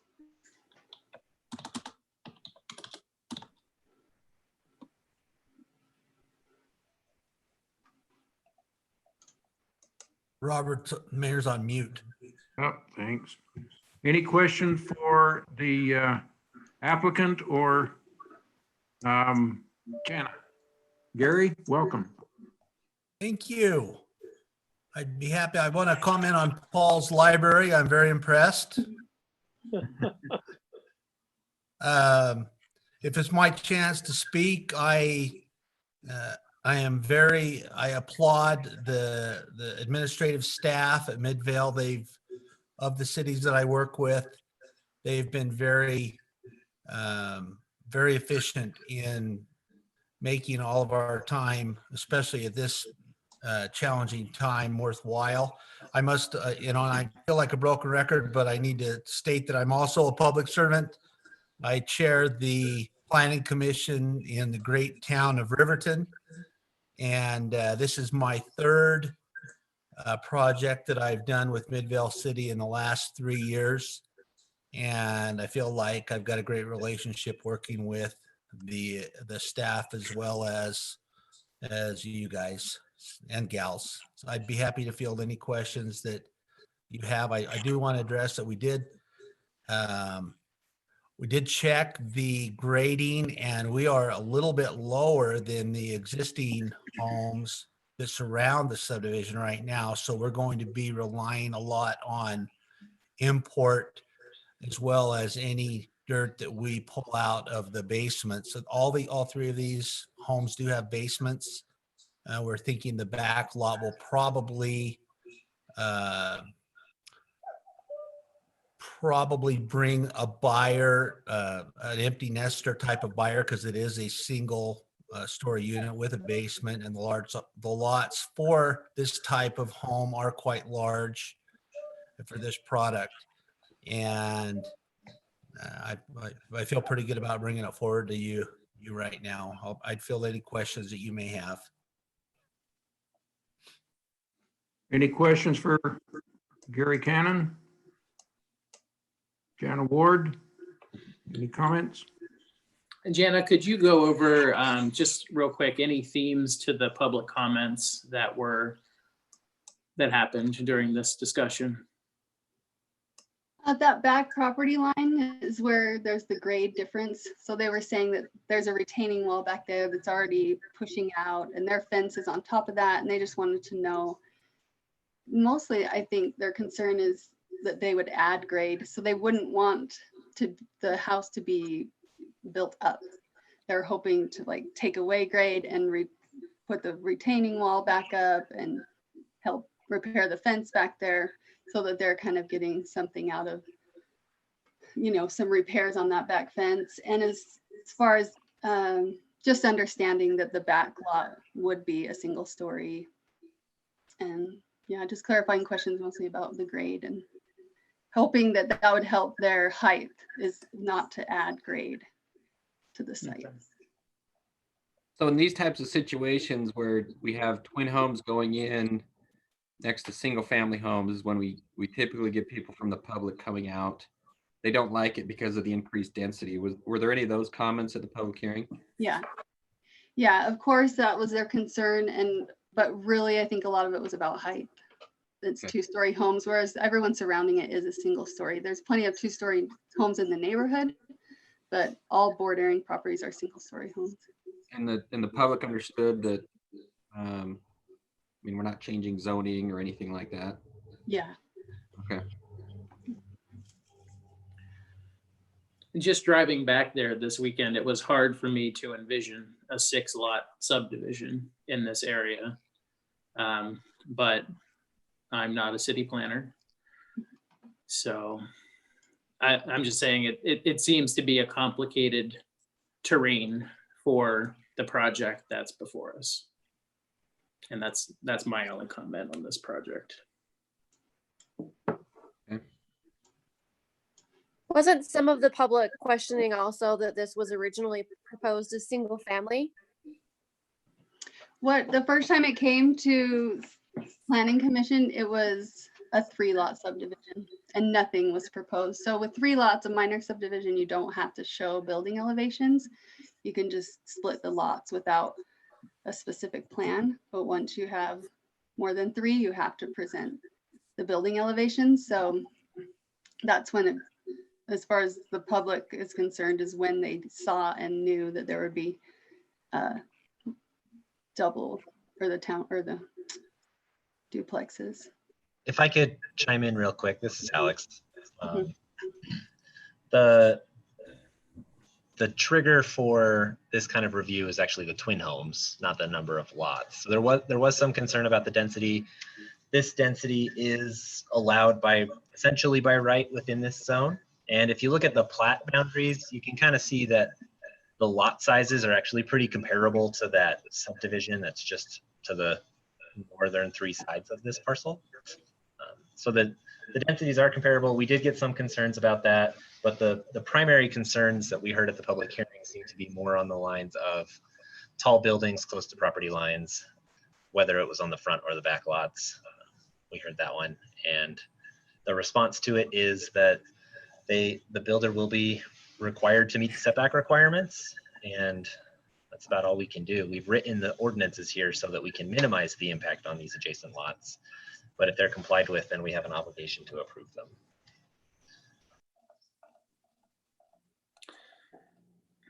It seems to me also that there are so many conditions. I don't think I've ever seen a project that had 10 different conditions to meet like this. So, you know, I don't know. It just, on its face, it doesn't look like, you know, if there are 10 specific things that they have to meet before we will approve the final subdivision, then I don't know, it seems a little fishy to me. I think if you look at these 2nd, 3rd, 4th, these and 5th are all to do with the flag lot or the fact that they're the multi-unit. So a flag lot has three conditions in and of itself.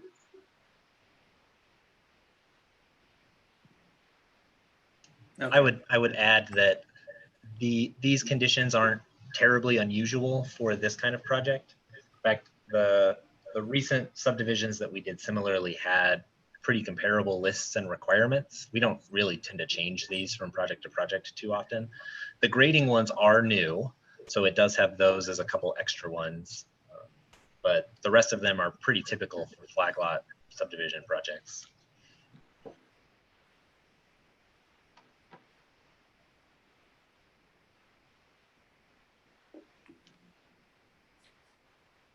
Other questions? Hearing none. Laura, is there any public comment on this? No, Mayor, we don't have any public comment.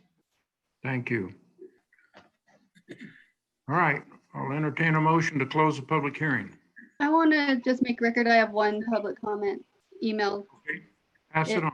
It's the same comments as before. It says, at the last meeting, issues were raised about the gradient and drainage. Have those been addressed? What is the result of that investigation? This is from Lee Slusher. So I think we've addressed that question, but I just wanted to have that on public record. Okay. Thank you. Yeah, I'll entertain a motion to close the public hearing.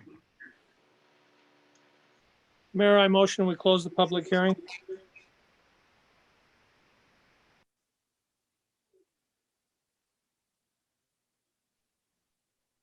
Is there a- Second. Sorry, I think we all fell asleep for a second. Second. Okay, we have a motion and a second to close the public hearing. All in favor, say aye. Aye. Yes. Any opposed? All right, the public hearing is closed. Now, I'll entertain a motion on the action item.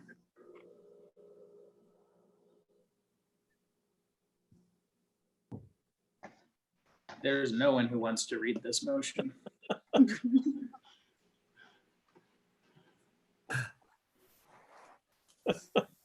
Mayor, based on demonstrated compliance with the requirements of Chapter 17-7-1, Single Family Residential Zone and Title 16 subdivisions, I move that we approve the preliminary subdivision plat for the Lennon Lane subdivision with the following conditions. 1, the applicant shall prepare a final subdivision plat to be reviewed and approved by the city engineer, fire marshal, and city council. 2, a note shall be added to the subdivision plat indicating that a 2-unit residential structure with a common wall is required to be constructed along the center line dividing lots 1 and 2, 3 and 4, and 5 and 6, unless the subdivision plat is officially amended. 3, all new development on the flag lot shall comply with the flag lot requirements, i.e. setbacks, height, single story, parking, and a 20-foot wide paved driveway. A note indicating these requirements shall be included on the final subdivision plat. 4, the flag lot driveway shall remain clear of overhanging vegetation and be posted with no parking signs at least every 50 feet. A note to this effect shall be included on the final subdivision plat. 5, a minimum 6-foot high screening fence shall be constructed and maintained around the exterior of the flag lot unless adjacent property owners agree in writing the fence is not necessary. This fence shall comply with the fence requirements of the zone and shall be completed prior to a certificate of occupancy being issued for the structure on the flag lot. The owner should work with the neighboring property owners in replacing or enhancing the existing fences as needed. A note indicating this requirement shall be included on the final subdivision plat. 6, a minimum of 2 street trees are required on both Lot 1 and Lot 6 along 7500 South. These trees shall be planted or guaranteed by a cash bond prior to the certificates of occupancy being issued. Lots 1 and 6. A note indicating this requirement shall be included in the final subdivision plan. 7, the applicant shall obtain duty to serve letters for water and sewer prior to the approval of the final subdivision plat. 8, the applicant shall provide evidence that courtesy notices have been sent to Dominion Energy, Rocky Mountain Power, Xfinity, Utopia, and CenturyLink regarding utility easements on the subdivision plat prior to final approval. 9, final subdivision plat submittal requires grading and drainage information from all surrounding properties. And 10, an easement for all retention ponds shall be added to the final subdivision plat.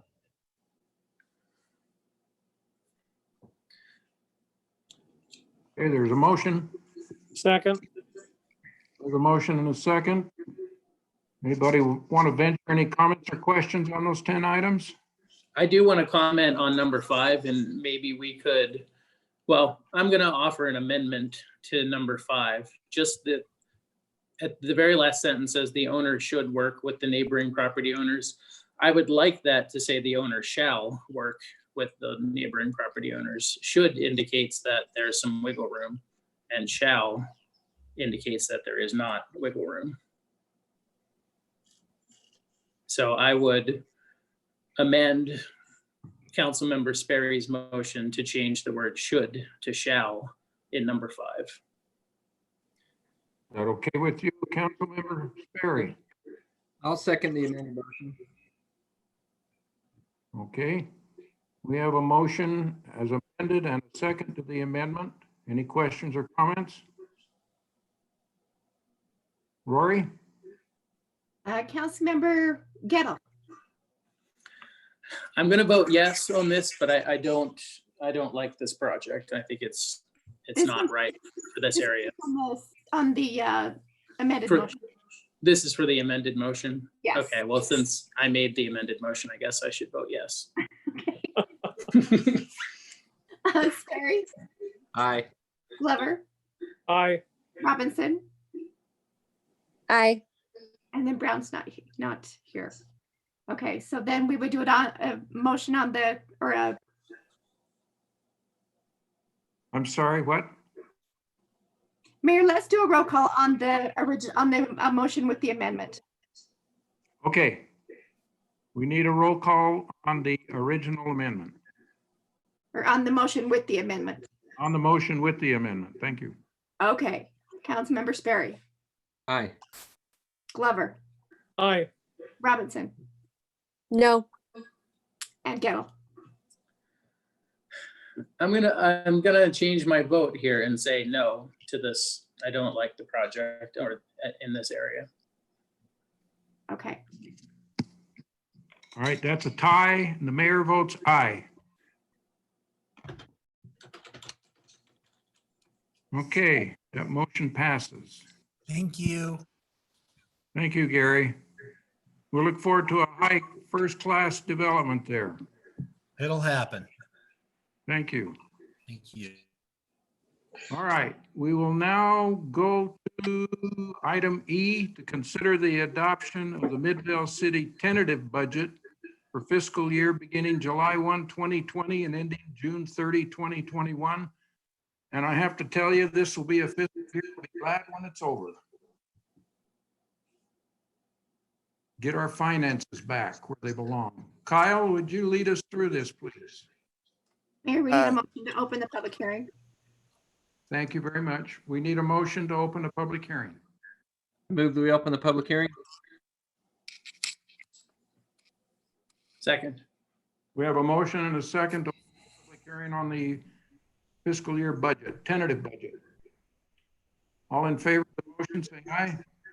Aye. Opposed? Hearing none? All right, we're in a public hearing. Thank you again, Rory. Kyle, would you lead us through this? Sure. Thank you, Mayor. Let me just share my screen. So I do want to go over and give you a high-level overview of the budget. We've discussed a lot of the items already in the budget retreat and other times, but this will be a comprehensive overview of the budget so far. First thing I want to do is just to really quickly go over how the budget is organized. So in government accounting, we use something called a fund, which are then further organized into departments. So what a fund is, it's a self-balancing set of accounts that we use to record operating activities and then also resources such as assets and liabilities. The easiest way I can describe it is if you think of it as a checkbook. So the city has different checkbooks to keep different funds separated and for accountability. There's different types of funds. So one is for general government supported activities that general taxpayer dollars use. And a good example is police services and streets. And then another is for activities supported by user charges, such as the water and sewer funds. Basically anything that's on your Midvale City water bill is actually separated out into different funds so they can be accounted for separately. And unlike a private enterprise, our budget focus in government is on operating activities, although our city's resources such as cash and liabilities are also important. But for the budgeting process, we focus on operating activities. So at a high level overview, we're expecting revenues of a little over $20 million. This is a 10% decrease from our current fiscal year 2020. The tentative budget is for fiscal year 2021. And total expenditures are about 20.6 million, and that's a 9% decrease from fiscal year 2020. One thing the budget is recommending is using fund balance, and you can think of fund balance as the city's savings account or rainy day funds. This lists 504,000, but as we heard earlier, our unified police department number has decreased about 39,000, so that number will also decrease by 39,000. At 504,000, that's about 13% of what we have in our savings account. On the revenue side, which is where I'm going to focus on next, our largest decreases are in sales tax, which we're expecting an 8% drop, or about 664,000. Our Class C road funds, so that's our fuel tax money that we receive, and that we're expecting a 21 decrease. As you've noticed, less people are driving and less people are of course consuming fuel because they're not driving as much. That's a almost a $240,000 decrease. Our hotel rooms have also taken a hit with the COVID-19 crisis, and we're expecting a 37% decrease in those next year. And then the telecommunications tax has been on a decrease for multiple years due to people going to lower priced cell plans and also family plans. So this isn't directly related to COVID-19, but it's been an ongoing trend, and that's about 30,000 difference. This next pie chart and then the graph on the right, the pie chart on the left shows percentages of our total revenues in the general fund, and that's our main operating account for the city. So as you can see, taxes are about 64% of our revenue. Intergovernmental revenue, so that's revenue we receive from other agencies, mostly the state, and the majority of that is our Class C, our road tax money. That's 13%. Charges for services is about 2.2 million and 11%. Fines and forfeitures from the Justice Court is about 945,000 or 5%. And then we have some miscellaneous revenue of 2%. And just as a note, the majority of that is developer reimbursement for a parking structure loan. So we really don't have that much miscellaneous revenue. Just a couple things I put at the bottom. So 50% of this taxes number, so of this 64%, 56% of that is sales tax. So we're very reliant on sales tax. And as we're seeing, when sales tax falls, our budget really does take quite a hit. And then that's 36% of our total general fund revenue. And then of this tax number, 21% is property tax, which is 13% of total revenue. This chart over here on the right does show you of our total taxes at 100%, how much is made up of each category. So as you can see, well over 50% is sales tax. So we are heavily reliant on sales tax, which is normal for a city in Utah. Next on the revenue side, I did want to just go over property tax quickly. This chart shows the property tax we received from 2016, and this is tax year 2016, would be fiscal year 2017. It shows how much property tax we've received over those years, and then as we're going to get to how the property tax formula works, is we receive the same amount that we received last year plus any new growth. So I've put in here what the new growth has been and then our estimate for next year. One thing that the property tax formula doesn't account for is inflation, because we're just receiving the amount we got last year plus any new growth that happens. It doesn't account that we are facing inflation as a city, and then that is reducing our buying power with that property tax money. So just since the tax year 2016, we've lost 179,000 just because of that inflation not being included in property tax. One benefit of property tax is it is a stable revenue source.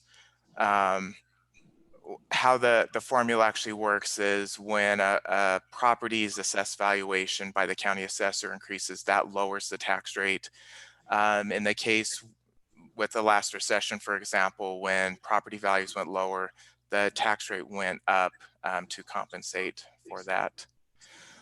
This next chart shows an average property tax that's paid by an average Midvale City resident. So this assumes a home value, it's over in the right-hand corner, of about $332,000. It also assumes that we service the sewer.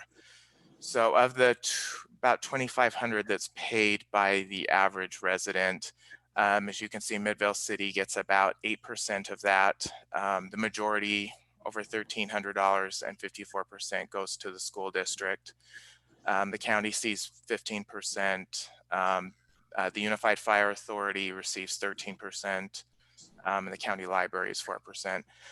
Just as a note, and this was with the old assessment, not the or contract amount. We're at about $200, $270 per resident per year. And the average household is paying $202 for police service. So this isn't per resident, it's per taxpayer or taxing entity. So as you can see, we're using other revenue sources to make up that difference. One thing we are recommending as staff next year in the budget is we would like to recapture the GEO bond property tax revenue we had been receiving. So in fiscal year 2020, we had our last payment on our general obligation bond that built the police building that Unified Police is currently in. Normally how the tax calculation work, and I do have it down here at the bottom, this is a screenshot off of the system we go into to set our property tax rate. Our overall certified tax rate is split into different categories. One is general operations, so that's just our normal property tax we receive. If you have a general obligation bond, you are also able to request that as property tax revenue. And once the once the bonds are paid off, this bond payment line drops off. Our staff recommendation is to recapture this money into our normal property tax rate. What this would be used for is to offset our Unified Police contract increase, and then also when the City Hall building was built, there was the intention that once this general obligation bond dropped off, that we would recapture that bond payment to help make those debt service payments on the City Hall building. We are also recommending as staff a 2.3% CPI property tax adjustment. So that is an additional $52,000. Flipping to the expenditure side, our largest expenditure increases are, of course, our public safety, and we had discussed this numbers and has been changed by about 39,000, so it's in the low 400s. We are also, as staff, recommending funding the employer portion of the insurance and dental increases. So for the general fund, that's about $66,000. In the information technology department, there is some IT server licensing and some SQL licenses that are at the end of their life and they're no longer being supported by the software manufacturer. So these do need to get replaced. So that's a one-time cost of $39,500. We are also recommending hazardous tree maintenance in the main park. As you remember, this number was much higher during the budget retreat. Public Works did go back and reassess this number and to get some quotes. So we were able to reduce that to $36,000. Excuse me. With the additional parks and median maintenance that the city is taking on, our contract with our parks contractor is going up $27,000. And then finally, the UPD building does need its boiler replaced. It barely passed inspection last year, and it's one of those things that probably can't wait another year. So we are recommending that is funded. The theme this year when we were going through the budget request with the departments is only non-discretionary increases are being recommended for funding from you as the council.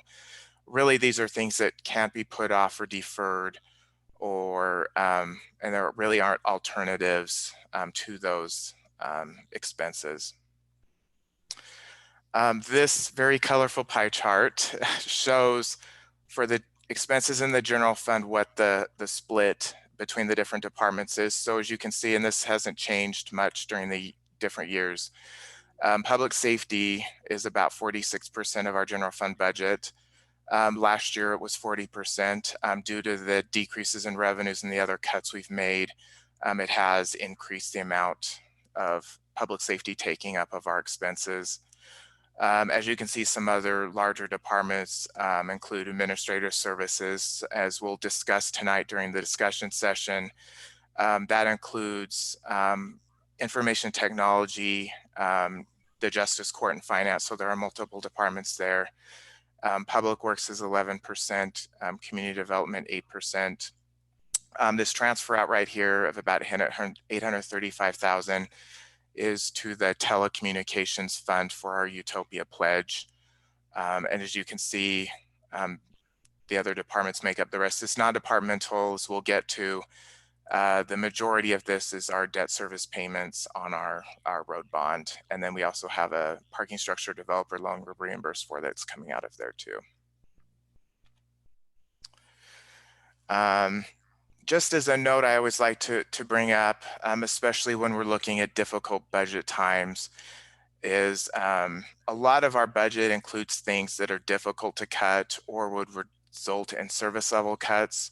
So if we look at personnel, which as you know, we're a very service oriented city, as most governments are. With how lean the city runs, if we were to lose personnel, we most likely would have to reduce our service levels, which we're striving with this budget to maintain the same this year as we try to pull out of the budget, the revenue reductions. And then contracted services, of course, we've signed a contract, so those are not easy to reduce. And debt service, our bondholders like it if we make our payments. And then our Utopia pledge is set. So 18 million of our budget, or about 87%, are things that are just difficult to cut. The things that are easier to cut or we have more control over are our operating funds and then our capital projects, which is about 12% of our budget, 13%, about 2.6 million. So a lot of our budget are just things that are difficult to cut or would reduce in service level reductions, or we actually have a contract and we need to obligate. We need to fulfill those obligations. Turning to what reductions we looked at when crafting the general fund this year, we held all of the general fund budgets flat, and we also met with each department head and requested voluntary budget cuts. And I do have to give credit to all of our department heads. They really did go through their budget and look at things that they could reduce, and you'll see that as they go through their presentations. We were able to save 151,000 through those voluntary budget cuts. We're also recommending delaying vehicle replacements and then funding those vehicle replacements for 1 year. So that's about $179,000. And just as some background, how we fund our vehicles in the city is we have a fund for fleet capital replacement. And every year, depending on the life of a vehicle, the departments contribute a certain amount of money to it. So for example, if it's a vehicle that is supposed to have a 5-year life, they would contribute 1/5 of the value of that vehicle every year into the fund. So that way, when it's time to replace the vehicle, the city isn't having to come up with the whole amount at once. They've been setting it aside as we go, which is a great thing to have. We're also recommending all capital projects in the general fund. This is the exception for pavement management, sidewalk, curb and gutter replacement deferred. These are funded through the quarter-cent sales tax when that was passed last year by the legislature. And then we're also recommending at this time no employee COLA or merit increases. We are, because the situation is so fluid with our revenues, we are planning to look at this mid-year and determine if anything can be done at that time. As of note, I did do a tally of all of the budget requests I originally received at the first of the year, and we did receive out of the general fund a little over 1.2 million in requests that we're not recommending for approval. And I do know we went over this in the budget retreat, but I think it's just important to go over it again. Using some GFOA guidelines and some good financial advice I had found, I did create this chart of different budget reductions that the city could look at. Over on the left in the tier 1, these are the easiest for a city to look at. Tier 4, which is over on the right, these are more extreme budget reductions that can be looked at. They usually involve service level reductions. And a lot of times these are needed if there's just some fundamental imbalance in the budget. For example, if the expenses are too high compared with the revenues coming in, a lot of times you'll start looking at these tier 4 reductions. So we did, of course, look at all of the tier 1 reductions. And then in tier 2, we did look at delaying capital contributions, which is in the budget, and then using fund balance. The hiring freeze with how thinly staffed the city is. I mean, we are a lean organization. You know, we have less than 90 full-time employees.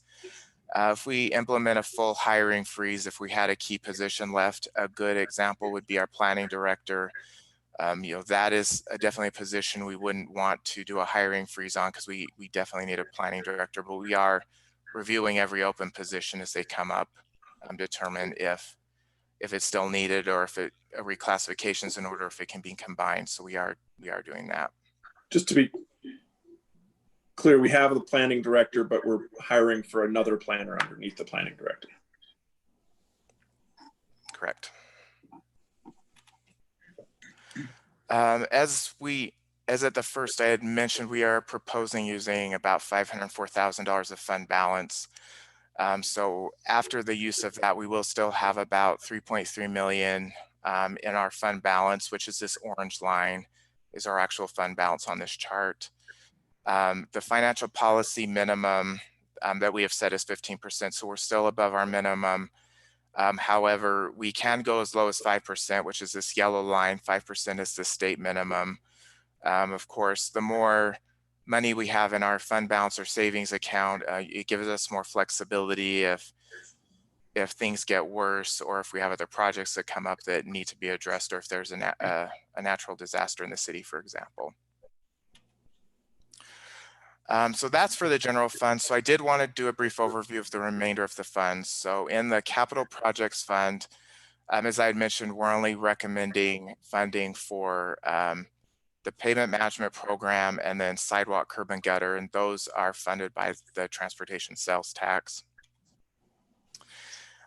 In the water fund, in the current fiscal year, so in fiscal year 20, we did have a water master plan that's underway, and then a fee rate study that was funded. We, as a staff, are proposing to perform the fee rate study in conjunction with other proposed rate studies that I will be discussing in a few minutes.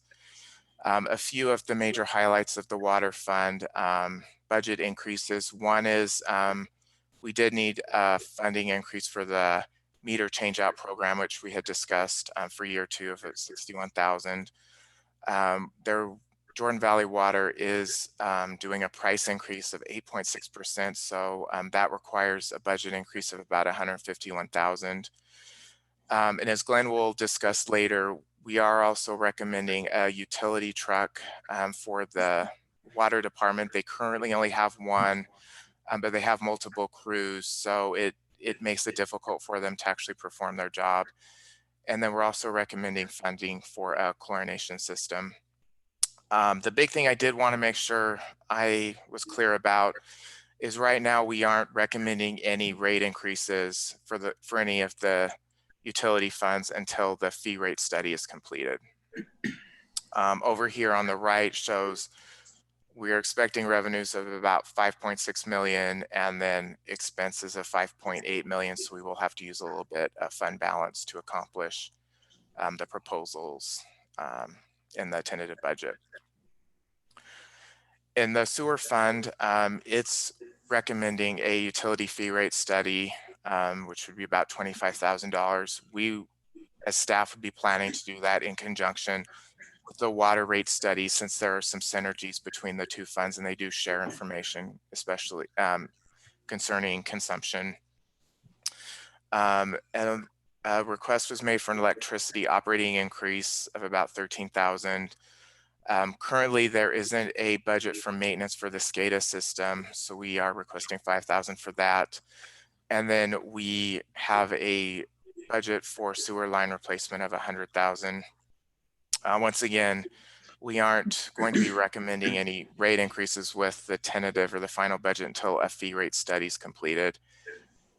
So for this fund, shows about 2.6 million in revenues and then 2.8 million in expenses. So it will require some fund balance again.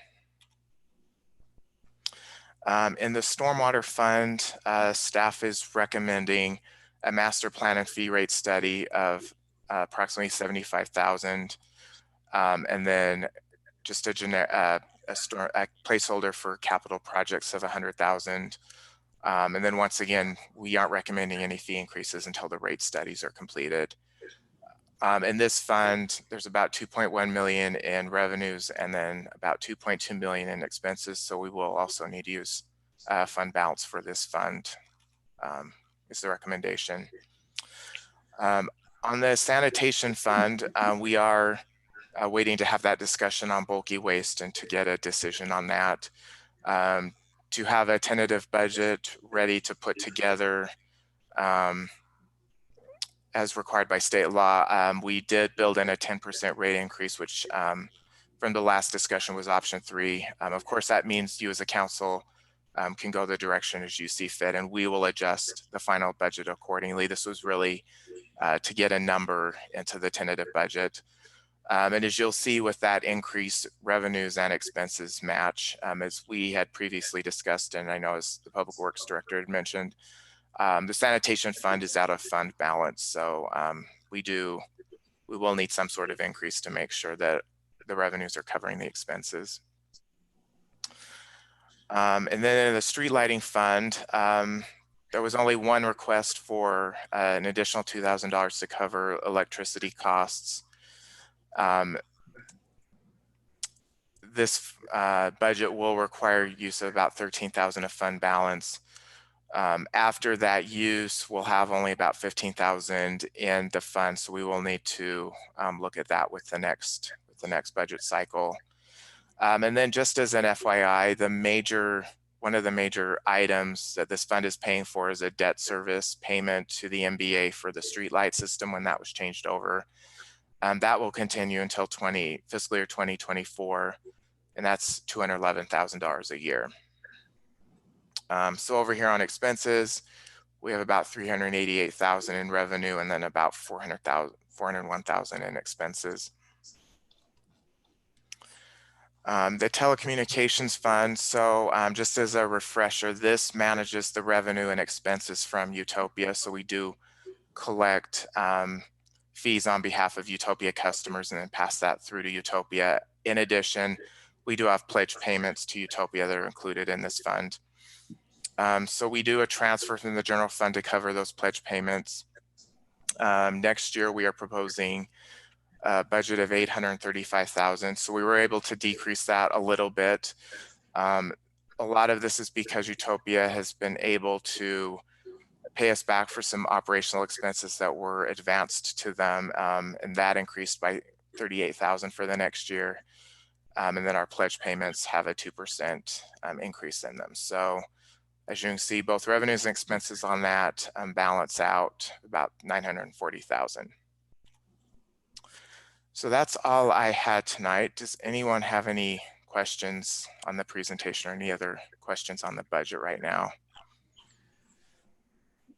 Kyle, do you have a number, just if we were to consider a cost of living increase for our employees? I'm looking at one of the slides, personnel salaries, 502, 622. That's just for the administration. Do you have a total number, or could you let us know how much, like a 2% across the board would be? I can calculate that for you. I don't have it on the top of my head. Okay, yeah, because I don't see anything, and I didn't want to. I was trying to guesstimate what it would be, but I don't know. Yeah. And is that something that we could fund out of our fund balance? It is. Okay. Because I don't like the idea of not giving anyone in the city an increase if we have almost $3.5 million that we're sitting on. Other than if it's $3.5 million to do that, then No, it would, I know it'd be a few $100,000. The only caveat I would give to that, and of course, you as the council have the ultimate decision on that, is you are building, that would be built into the fixed costs of personnel. And if the economy doesn't recover as fast as we're hoping it does, we might have to turn around and look at some more drastic cuts to get things in line. That would be my only caveat, but we certainly could. There's nothing that would preclude us from using fund balance to fund that. okay, other than it might just be too much money.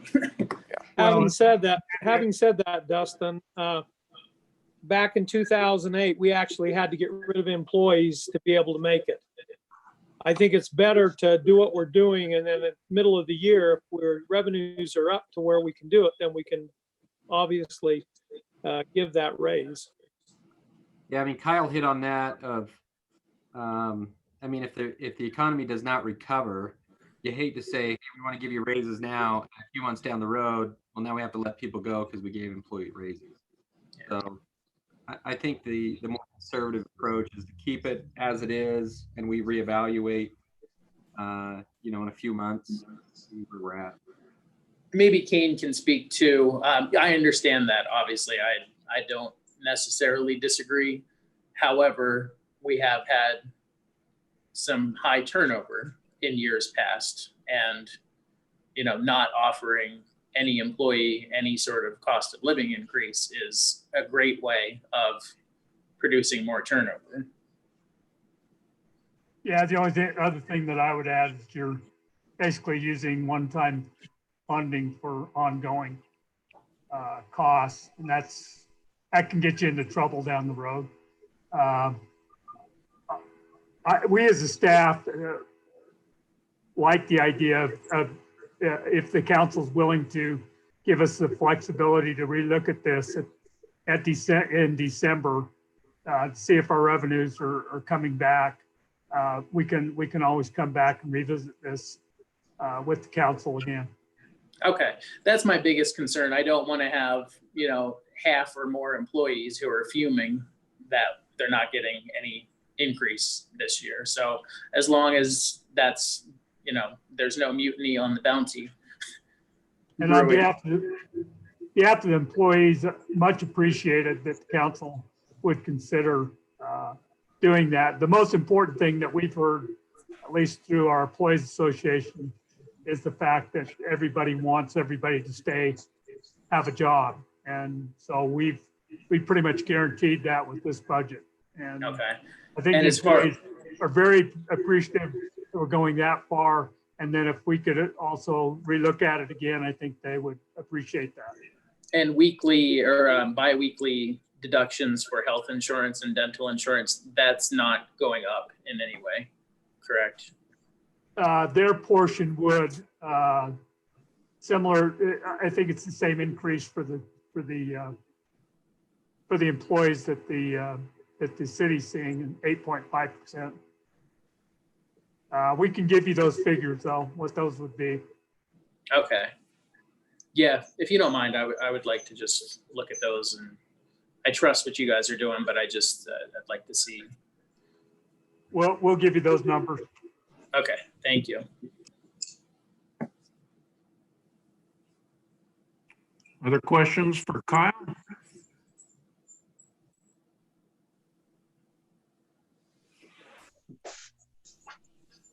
Laura, is there any questions from the public?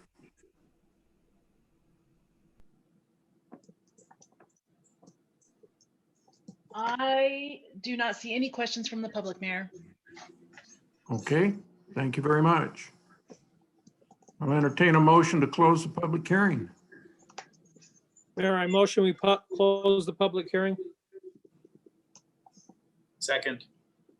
There's a motion and a second to close the public hearing on our tentative budget for FY21. Any comments or questions? Rory?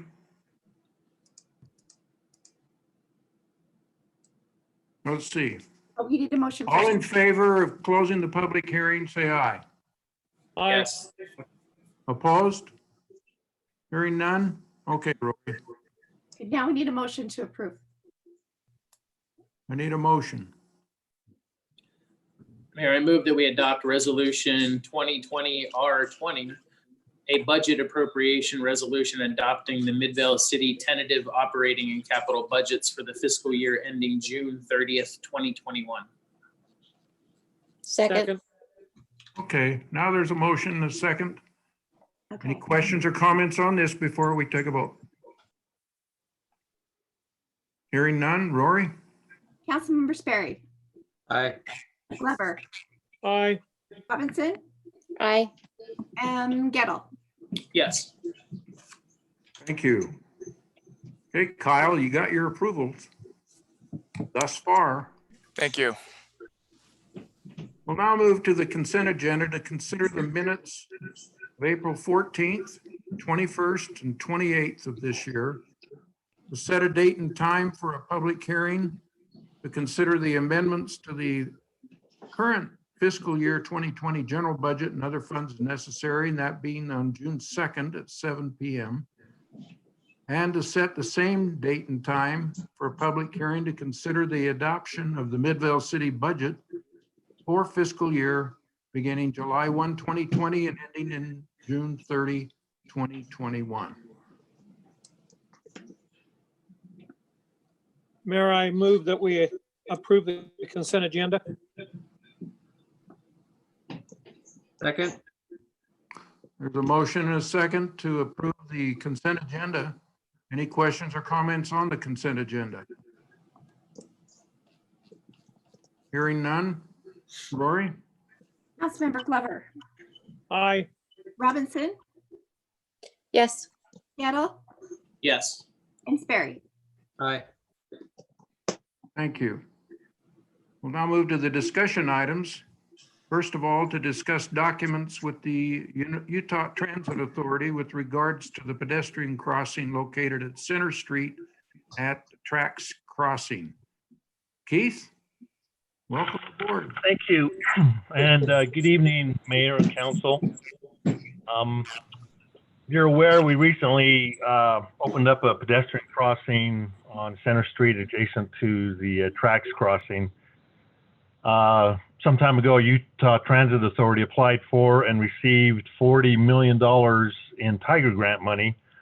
UTA then went out along the Wasatch Front and partnered with several communities and counties up and down the Wasatch Front for projects to be funded by this $40 million. The project we chose was a pedestrian crossing on Center Street, located adjacent to the Tracks Crossing.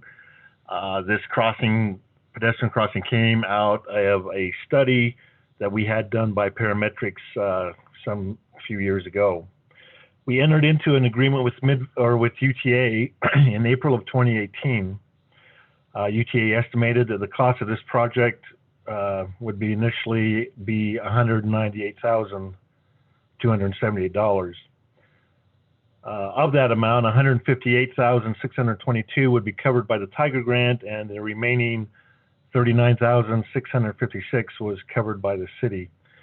We deposited that money with UTA so that our project would be one of the first ones that could be built. UTA was going to handle all the design work and the construction work under their contract, and they partnered with Civil Science for design and Granite Construction for the construction work.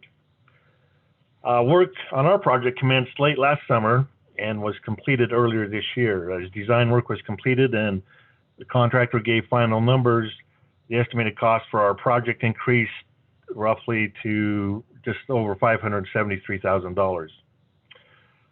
Some of that coming in the form of integrating signal work for the new signal with existing track signals, both upstream and downstream of this project. In order to keep the project going, the city applied for and received up to $375,000 from Salt Lake County Transportation Funds. An agreement between Midvale City and Salt Lake County was signed in February of 2019. So now that the work has been complete, there are several documents that need to be dealt with and have the mayor sign to complete the paperwork. First of all, there's a bill of sale, which transfers the ownership and maintenance responsibilities from UTA to the city for the signal. Second document is a supplemental agreement increasing the budget for this project and identifying the funding sources as money coming from the Tiger Grant, the city funds, and then the Salt Lake County funds. And just as information, the signal project came to a total of about just right around $500,000. So we will use roughly $300,000 of that $375,000 from the county. The third document is a wireline crossing agreement. This agreement is for the lifetime existence and ongoing maintenance of the fiber crossing, which connects signals on both sides of the tracks crossing. Fortunately, there's access handholds on either side of the crossing that are outside of the UTA right-of-way, so that access to the fiber would not require UTA involvement. UTA would only need to be contacted if the actual conduit needed to be dealt with or replaced.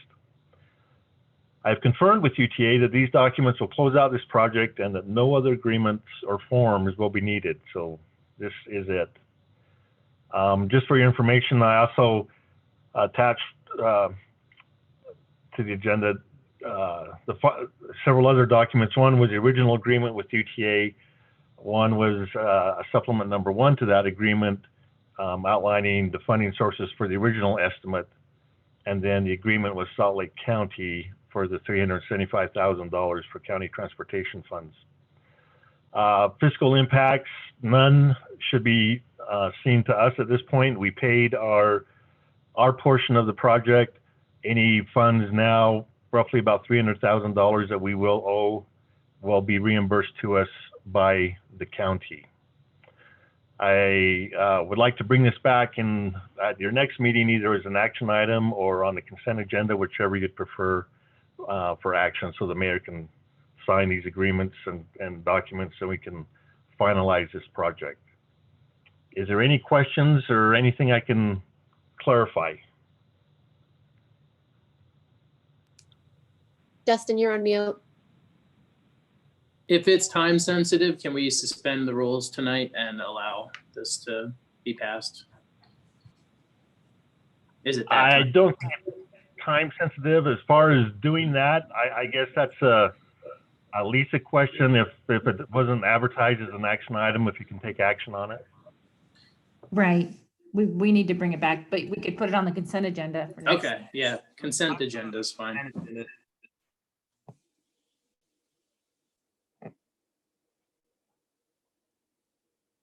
Okay, well, if there's no other questions for me, I appreciate your time, and I hope everybody has seen the signal at least and maybe utilize it. I think it works well. I've seen several people crossing at that point, and hopefully that solves some of our issues we've had with pedestrian incidences on Center Street.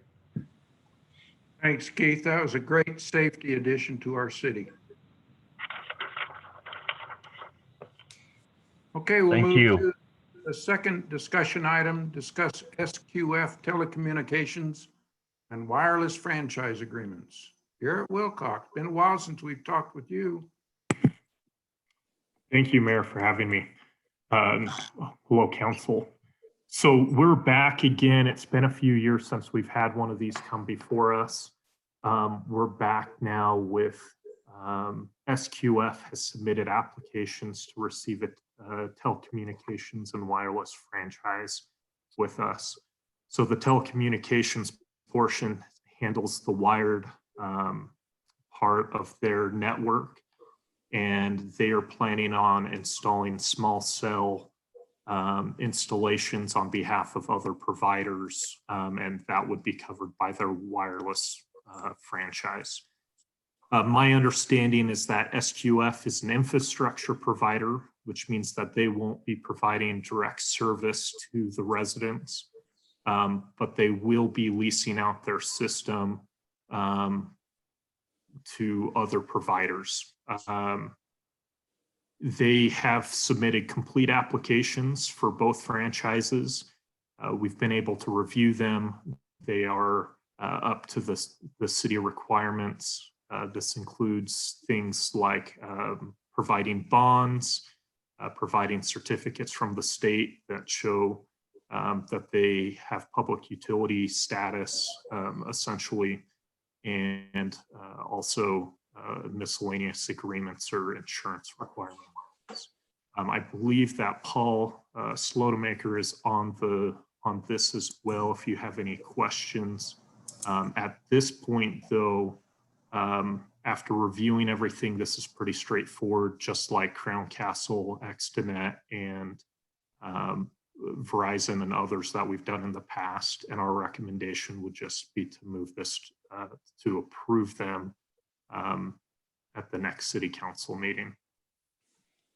How many are we approving? We're not approving any sites tonight. So all we're doing is approving the franchises that would allow them to come into the city. At this point, we don't know what the extent of their system would be or anything along those lines.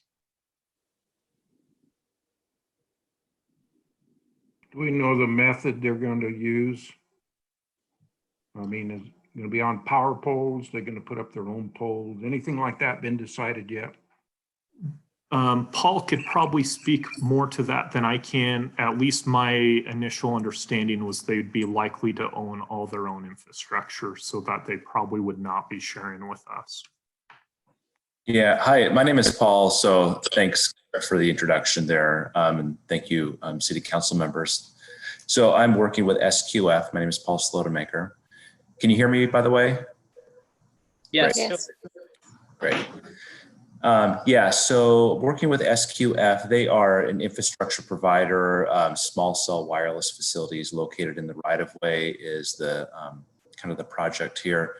Right now, SQF has no sites to build, so there's nothing on any maps or nothing's planned to go in straight away. Right now, what we're looking to do is just enter into these master license agreements to allow access to the right-of-way. So once we are ready to move forward with installations, that this piece of the puzzle will be taken care of. SQF typically partners with wireless telecommunication companies like Verizon, AT&T to help with their installations for their small cell wireless networks. And one of the main pieces that SQF provides is both fiber backhaul, so that's part of the telecommunications agreement tonight, as well as, if necessary, the installation of poles in the right-of-way.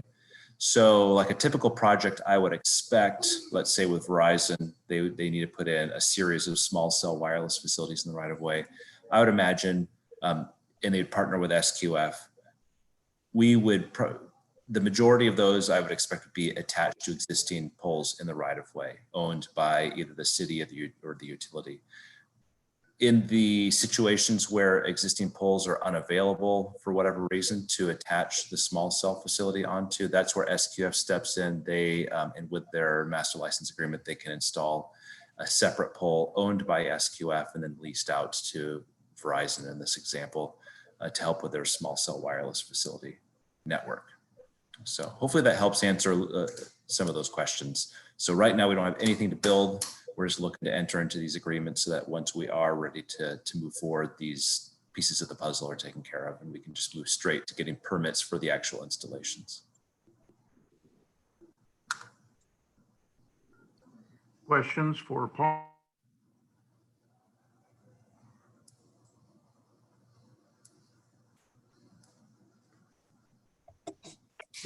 Dedicated to authentic Mexican cuisine.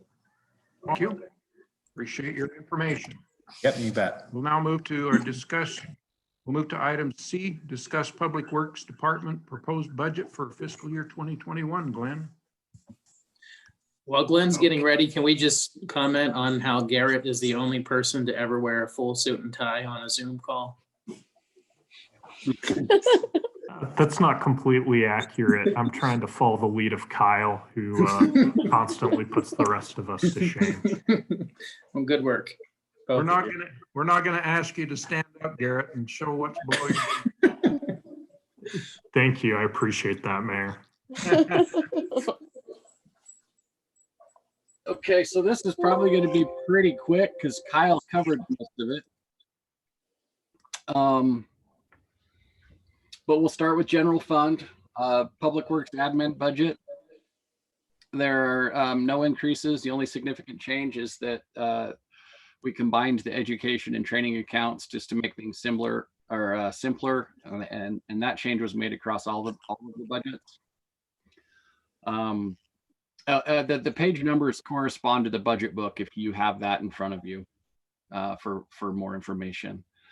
So it's streets, it's on page 80. Again, education and training was combined. We added 4 signals last year, so we need to increase the electricity budget for signals to $1,500 or increase it by $1,500. Then we have a contract with Salt Lake County for signal maintenance. We added 4, and then with our contract with them for maintenance, they have the opportunity or the ability to raise the fees 10% annually. They have not done that at least the last 2 years, but they did this year. So $12,000 increase there. Facilities is found on page 83. Employee or education and training is combined. Kyle already touched on the building improvements, $25,000 to replace the boilers in the PD building. They're not going to make it another year, so that's what that is for. Parks and Cemetery, page 86. Contract labor, again, Kyle touched on this. Increase of $27,000 to our landscape contractor. That's for the addition of the medians and the bluffs, Adams Linear Park, which will be coming on, and the Pioneer Memorial Park. We will be taking over maintenance on that as well. Miscellaneous services increase of $36,000 for tree maintenance. As we've already discussed, that was at $60,000. We went through and just identified the high priority trees, and that's how that decrease was made. Glenn, how do we share the median on Union Park Avenue? Is that all done by Cottonwood Heights completely, or do we cost split with them? I have not seen a document. I've only gotten hearsay, so I can't give you a definitive answer. But I believe that Cottonwood Heights is responsible for maintenance. But we maintain that, Glenn. Do we have a document or an agreement with them? Yeah, we have we maintain it, and then we split the cost. They pay half of our maintenance costs back to A to Z. Okay. So we're supposed to give them a bill every year. Okay, thanks, Kane. Going into the enterprise funds, for water, education, trainings combined, meters and related supplies, an increase of $60,000. That's to fund year 2 of the meter replacement project, which council approved. That will be year 2 of 3. Kyle talked about the increase from Jordan Valley Water, $150,000 due to the 8.6% increase. And our contract also went up as far as the amount with the retail takeover. $60,000 increase to vehicles. That is for $100,000 utility truck. Kyle spoke about having multiple crews and only one utility truck. We are handcuffed, and that is it's needed extremely bad. Kyle talked about, I want to say, a $1.2 million requests that were denied. 3 million of that was from Public Works.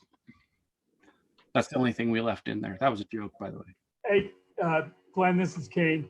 Yes. Would you explain the difference between this truck and a service truck? Well, I would classify this as a service truck. So But it will have a, it will be I outfitted. think what you're saying is you only have one large utility truck and you do have service trucks to get your people around, right? Correct. Yeah, so I guess this truck it would be outfitted with a crane, a generator, a compressor. It's a heavier duty truck for heavier duty jobs. Replacing hydrants and those types of activities. That's what I was asking. So it is different than just a pickup truck to get people Correct. around. This is a specialized vehicle. It's got a lot of equipment on it. Correct. Yes. The chlorination system. Last year we had some samples come back that that alluded to they showed some precursors to potential problems. There was no hazard and we didn't fail anything, but the state is recommending that we install a chlorination system at our tank site for the west side zone. We're going to move forward with that based on their recommendation. Sewer, education and training combined. The increase for electricity, as the city grows, so the pump demands on the lift stations increase, and that's just to pay for the electricity to pump things across the river to the treatment plant. Professional services, that's for the fee rate study, and the SCADA system, $5,000 for the maintenance, which is a new account number. Stormwater professional services, that's to do a master plan and complete a fee rate study. Sanitation, Kyle spoke about the recommended fee increase. That's 10% from $12.90 to $14.19 base rate. That is based on option 3, which is moving to a bulky waste one time in the spring, one time in the fall, leaving recycle at every other week. Is council comfortable moving forward with that option? I'm good with that.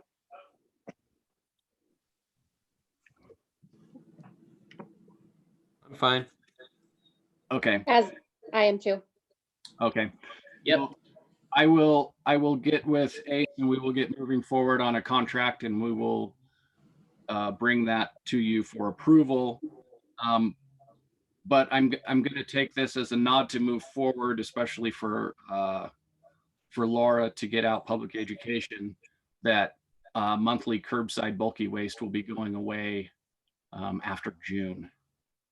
Are we all in agreement on that? Yes. That's good. Okay, thank you. Waste disposal fees, there's an increase of 20,000 for Ace disposal contract. They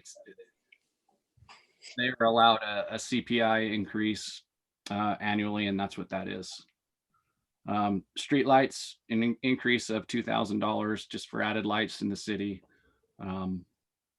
And as I mentioned in the workshop, I did forget to put fleet in, as it's a special revenue fund, but Kyle went over that. The only thing is we're putting off vehicle replacements for this year and funding towards those, which was around $180,000 in savings. So that is all of Public Works budgets. I would suggest that you go through the budget book and review the accomplishments and goals, the accomplishments that for last year and our goal this year. And if there's any questions, I'll take those now. Any questions for Glenn? Okay. Glenn, thanks for bearing with us on the bulky waste multi-month discussion. Not a problem. Mhm. Okay, thanks everybody. Thank you, Glenn. All right, we'll move next to the Administrative Services Department proposed budget. And Kyle, you're up again. Great, thank you, Mayor. So mine will be fairly quick since there aren't a lot of increases being proposed. But I do just want to do a brief overview of what my departments are and how they're organized. So of course, under me is information technology, our justice court, and then the finance department. IT has 4 employees. The court has 7.72 due to the part-time. That doesn't include the judge. And then there's 5 under finance. So the first budget I want to go over is actually mine, so administrative services admin. So the overall budget has decreased about 23%. The majority of that is converting my position from an assistant city manager just to a department director. And then I did really slash my operating budget as much as I could. So I was able to reduce it by about $9,300. Which is about a 60% decrease. So really, I looked at what the absolute minimum I needed to operate with and what I would need to support my departments with. So I was able to do that. As you can see, my budget is basically personnel with a very small operating budget. In finance, there was also a decrease of 14%. Just as you'll note, especially as you go through the budget book, you'll see a lot of personnel increases if you look at the percentage change. The reason for that is the merit increases and the selective salary increases and benefit increases. They were placed in a different department, in the employee services department. I was hoping to have those moved into the correct budgets in March, but COVID-19 happened, so those budget amendments haven't happened yet. So they'll occur in June. I did ask all of my department managers to really take a hard look at their budget and determine what could be cut. Finance was able to reduce their budget by about $7,000. And really, we really can't go any leaner in finance. A lot of this was education and training. And we do have some certifications that have to be kept up in finance. So there's continuing education requirements. In information technology, it does show an increase. The majority of that is the additional person that was hired in fiscal year 2020. As I said, those salaries haven't been moved over into their budget yet. They're still sitting in the employee services department. In addition, we did have a couple people change insurance options. And if you go from like a single to a family, there's significant cost with that. And in a small department, it does impact the budget quite a bit. On the operating side, we were able to reduce the budget by about $176,000. In the current budget year, IT had some one-time projects totaling $153,000. So those are one-time monies and they would have expired anyway. The IT manager was able to reduce his budget by $46,000. This especially, I do have to give him credit. This is one of those instances where spending money up front actually saves money down the road. A good example of that is the phone system improvements that IT's made. It's allowed us to cut our telephone budget in terms of our monthly operating costs for that. And then the one increase was the server and SQL licensing I had brought up earlier, that the current software is at the end of its life and it just has to be replaced at this point. In the justice court, it is showing as an increase, and the majority of that's because the personnel merit and selective salary increases haven't been moved over into their budget yet for fiscal year 2020. We were able to do a small decrease in their operating budget. Currently, warrants enforcement, we're doing a pilot program where the judicial assistants are doing that in-house. However, we do want to keep some funds available in case we do need the constable to do that. So we were able to do a reduction there. And then the internal IT charges for IT software maintenance and hardware maintenance was reduced $7,000. We were very cautious with our budget because we do expect the summer months to be very busy in the court due to the court shutdown. So we didn't really want to slash their budget too much because they'll most likely need it next year. Next, this is the final one, as the Information Technology Fund. So this is the separate fund we have that funds computer replacements and then infrastructure replacements in the city. Overall, the expense budget is going up 37%. The majority of this is because we just have more computers coming up for replacement this cycle. There were a number of replacements that were supposed to be done in fiscal year 2020 that got pushed to 2021. So that's a lot of reason why the hardware budget almost doubled, is because just of the number of replacements that are due next year. The budget doesn't propose delaying or cutting the IT infrastructure replacements. We feel the number of years we have outstanding for computers right now is probably about as high as it can get. You know, we have about a 4-year life for desktop computers.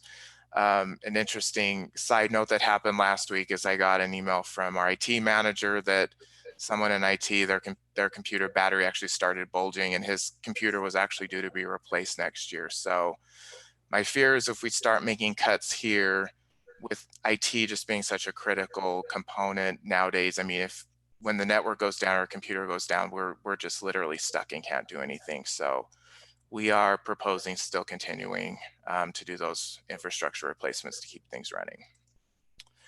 So that's all I have tonight. Is there any questions about my departments?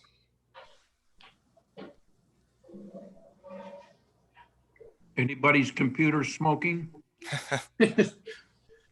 All right. I should send the picture around. It was pretty interesting seeing this laptop bulging on the side from the battery. All right, thanks, Kyle. Any questions for Kyle? All right, we'll move now to discuss the employees' compensation benefits proposed budget for fiscal 21. Rory, you've been sitting in there asleep long enough. Yeah, I know. I've really been surprised. My dogs have been quiet. I've been impressed. So now watch, they'll bark just because I said that. So I'm really, what I'm going over is kind of the same as what we did for the budget retreat. And, oh, there we go. I couldn't figure out how to make it work. Hold on. I'll get back there. I'm not as savvy as these guys are. Okay. As Kyle mentioned, we are not proposing any budget or any market or merit increases at this time. I did go ahead and I increased the overall scale 5% just to keep up with where we've been, but that was not giving any increases to the employees. It's just keeping up with where the cost of living has been over the years. So we have not had any of those market adjustments due this year. We'll look again at that in December. And to Dustin's question about the insurance, it did go up 8.7%, which is really good. It was less than 10%. That's what we were thinking it would be. And that would be for the traditional plan, just on the medical, it is a $12.84 increase for two-party a month. So $6 a pay period. And then for the family, this is the most expensive one because it's the traditional. So we pay 90% of the premium. It's $18 a month. And that's for family. For the high deductible, it went up for two-party $5.65. And for family was $7.75. So it's really not a bad increase. And that's for the medical. Overall, I know that the amount I have in here is not just the general food, it's kind of an overall increase. The employees aren't doing too bad. Dental and vision went up. It was proposed at 9.47%. Our brokers got it down to 4%. So in dental, a two-party is only going up 32 cents a month. And for a family, 48 cents. And for vision, it is 23 cents for single, 44 for two-party, and 65 cents for family. So the employees are doing pretty good. Plus, I wanted to let you know that when we had our employee meeting, the employees are very thankful for everything that the city and the mayor and the council have done for them. They're very, very appreciative. And the only thing that I got back from that was thank you for everything you're doing. So just to let you know, they're very appreciative of everything that the mayor and council that you've done for us. Are there any questions on that? Other than that, we're not proposing any changes. Dustin, I do have a question about, you wanted to look at the 6 weeks, the parental leave. This year would be kind of hard to do that. Would you be willing to look at that for next year? Yeah, absolutely. Okay, perfect. I just didn't want you to think I'd forgotten it. Nope, we're gonna keep the current policy, 2 weeks, right? Yes, and I do Okay. have some amendments coming on the policy manual, but I just want to run them past everyone before I get to the council. So, Okay. okay. Questions for Rory on the employee compensation benefits? Oh, look, see? There's a dog. There's a dog. He Now I held, can be quiet. he held his silence long enough. Exactly. All right. My dogs are looking at the screen right now. They are wondering what's happening. Motion to adjourn. All right. We are now adjourned.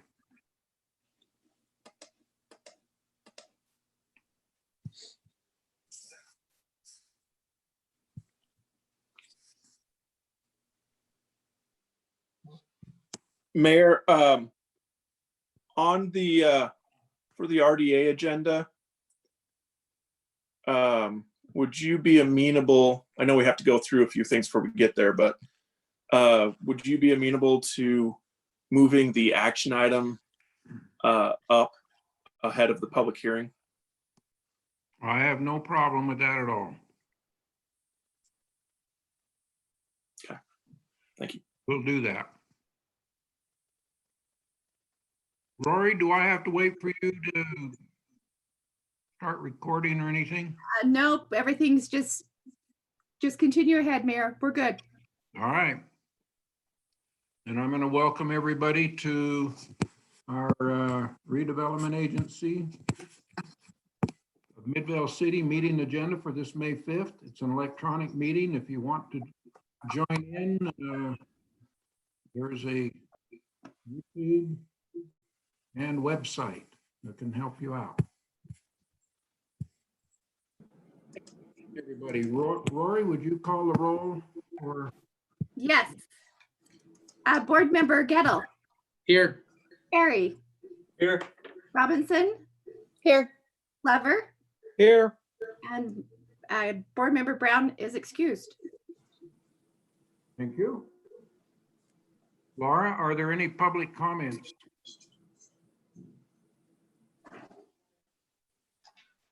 I am looking right now and I do not see any public comments on Facebook, my email, or YouTube.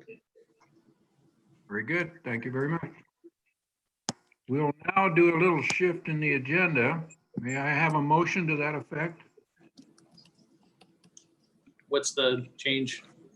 To move the action item be ahead of the public hearing. So moved.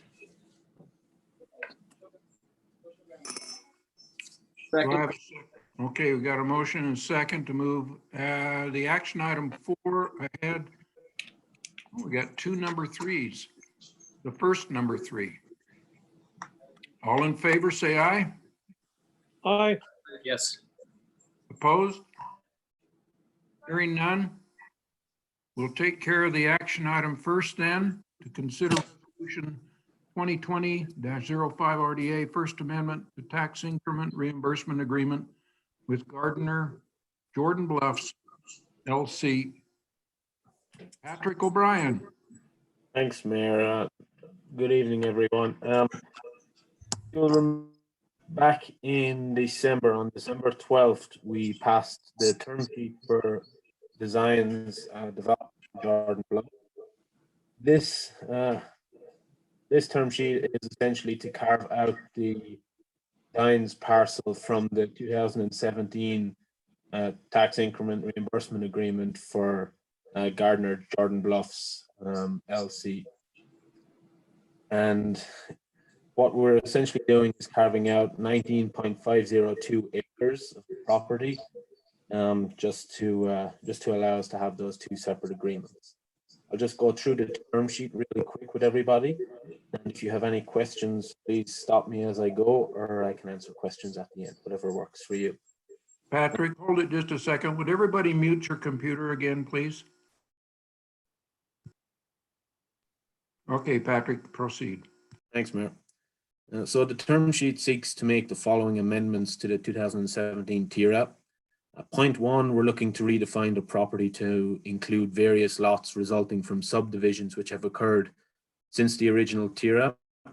Point 2 is to remove 19.502 acres, which is essentially the Zion's lot. The office building lot will be included for purposes of determining the minimum assessed value thresholds. Point 3, we'll redefine the property tax base value to allocate $1 million of property tax base value to the Zion's lot and reduce the original TIRA amount by $1 million. That means we will go from $8,306,500 from the old 2017 TIRA to $7,306,500, which will be the amended tax base value of the Jordan Bluffs portion. Point 4 then is we will reduce the reimbursement cap by $3,384,520, leaving the amended cap at $40,915,480. That's the bones of the term sheet. Does anybody have any questions?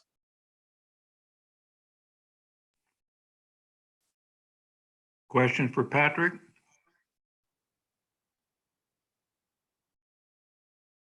Hearing none, I'll consider a motion.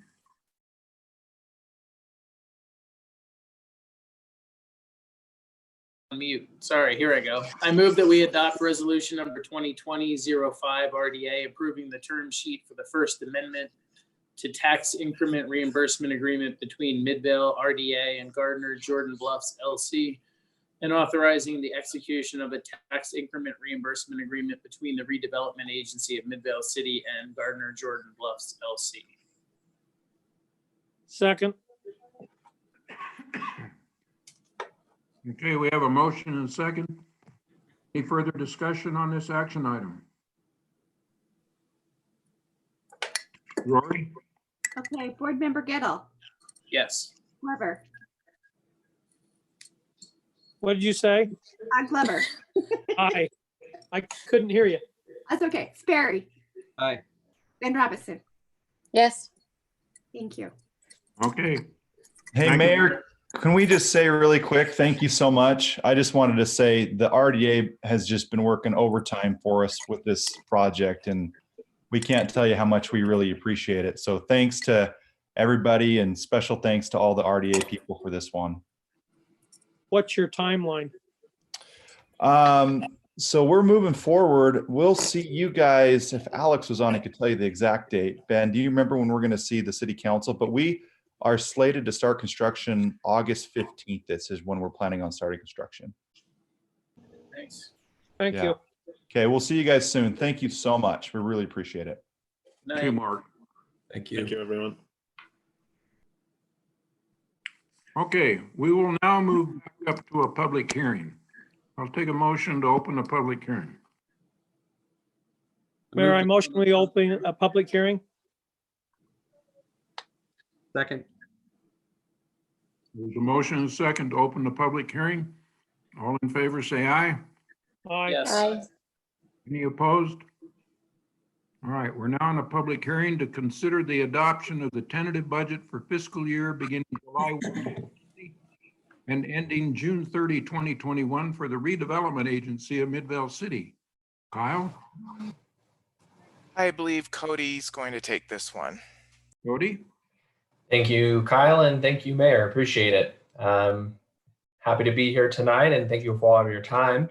Let me just share my screen so that you can see the proposed RDA budget for fiscal year 2021.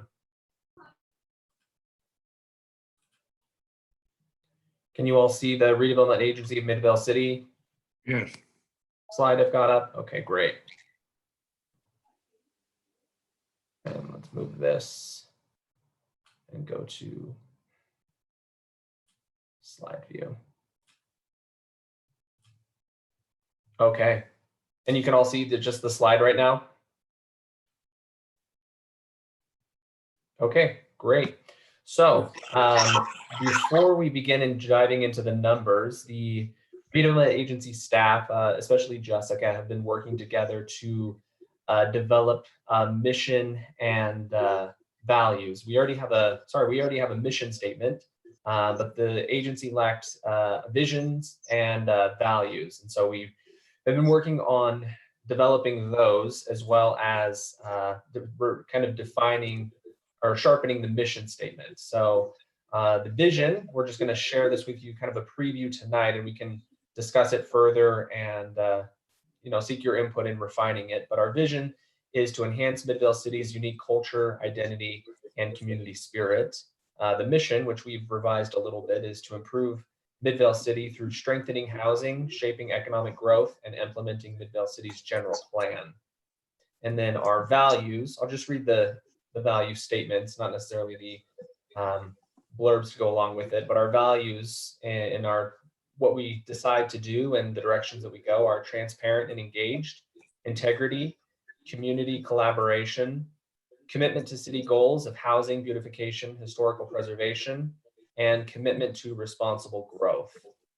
And so that's our mission, vision, and values. And so the decisions that we make as an agency, we're going to be making sure that we connect the decisions that we make, the directions that we go, to our mission, vision, and values. So here's a brief overview of the agency's fiscal year 2021 proposed budgets. As you know, we have 8 accounts. We've got operations. We have 3 project area accounts: Bingham Junction, Jordan Bluffs, Main Street. And then we have the public arts, the public art maintenance fund, as well as the program income fund. And then we have 2 housing funds, the project area and citywide housing. And so the main 2 funds are the agency operations, and which really facilitates the RDA staff, as well as some of the just general operations funds. And the Bingham Junction project area is the only active project area at the time right now that is receiving project tax increment revenues. And so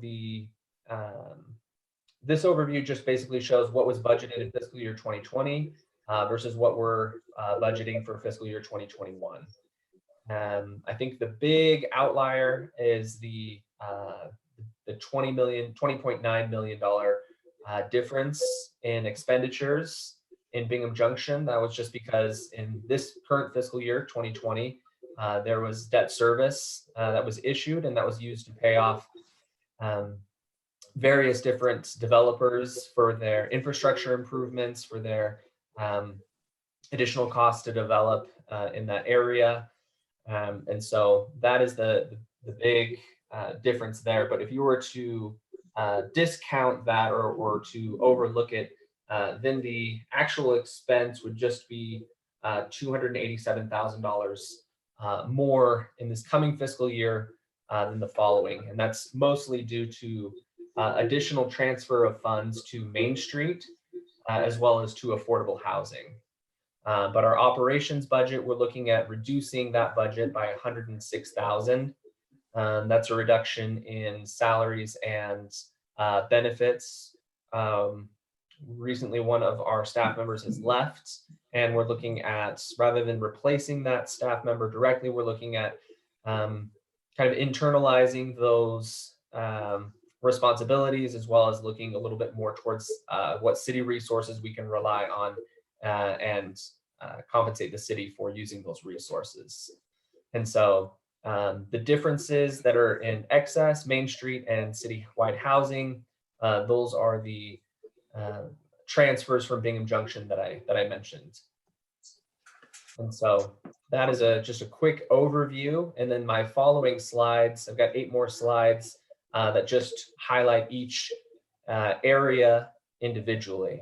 And so if there are any questions also, feel free to ask at any time. I'm happy to address those.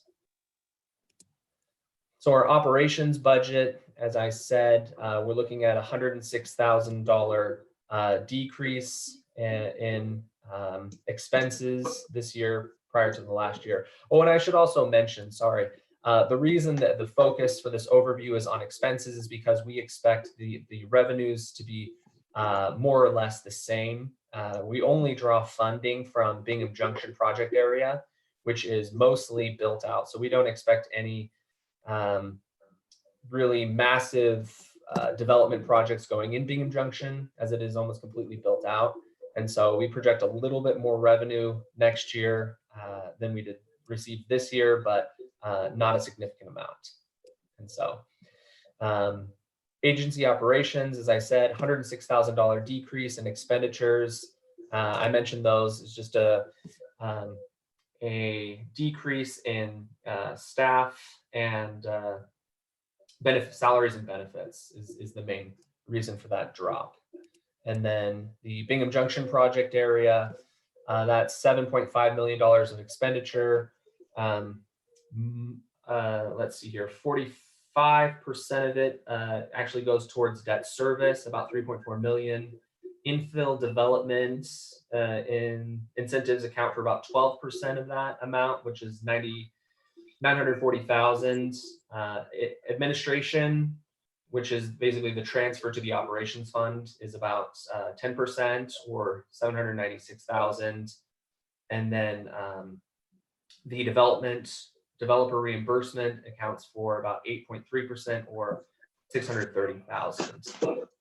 And then, as I said earlier, we expect revenues to be pretty similar to what we received this year, fiscal year 2020.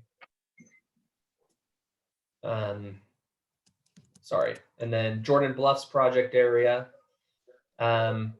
just a transfer in of revenues from the Jordan Bluffs, from the Bingham Junction project area of 112,000. That's where that revenue is coming from.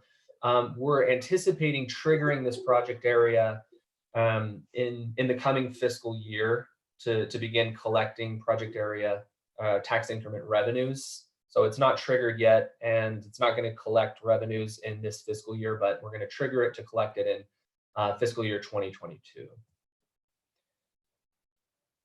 And then Main Street project area, we're anticipating transferring $300,000 from the Bingham Junction project area to this one.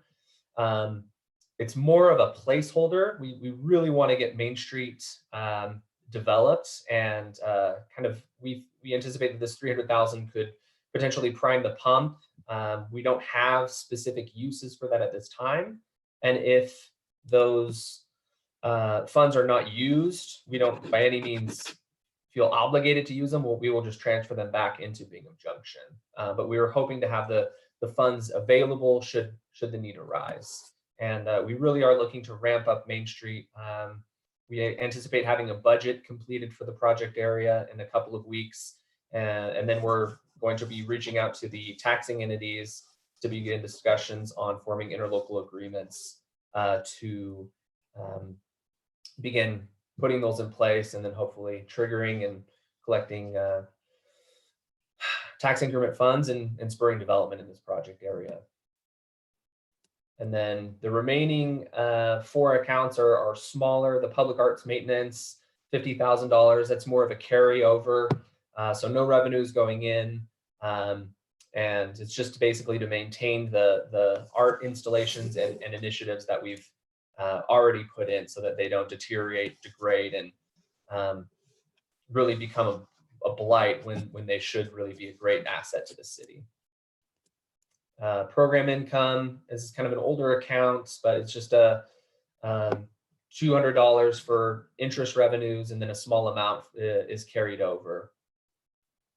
And then project area housing is also a smaller account, a small amount from interest, and then a small amount, or 194 for unallocated affordable housing projects.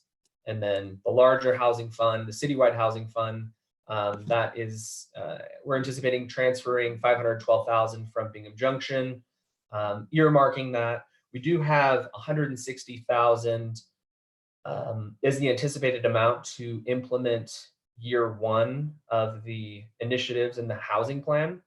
And then the remainder amount will be used to support that, as well as look for other opportunities to support moderate income housing in the city. So I think I'll put it over to the overview. Are there any questions from any of the members of the RDA board? Any questions?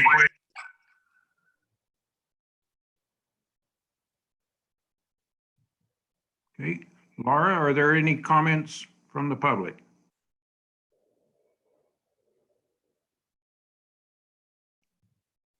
I'm checking all 3 locations. I need one more.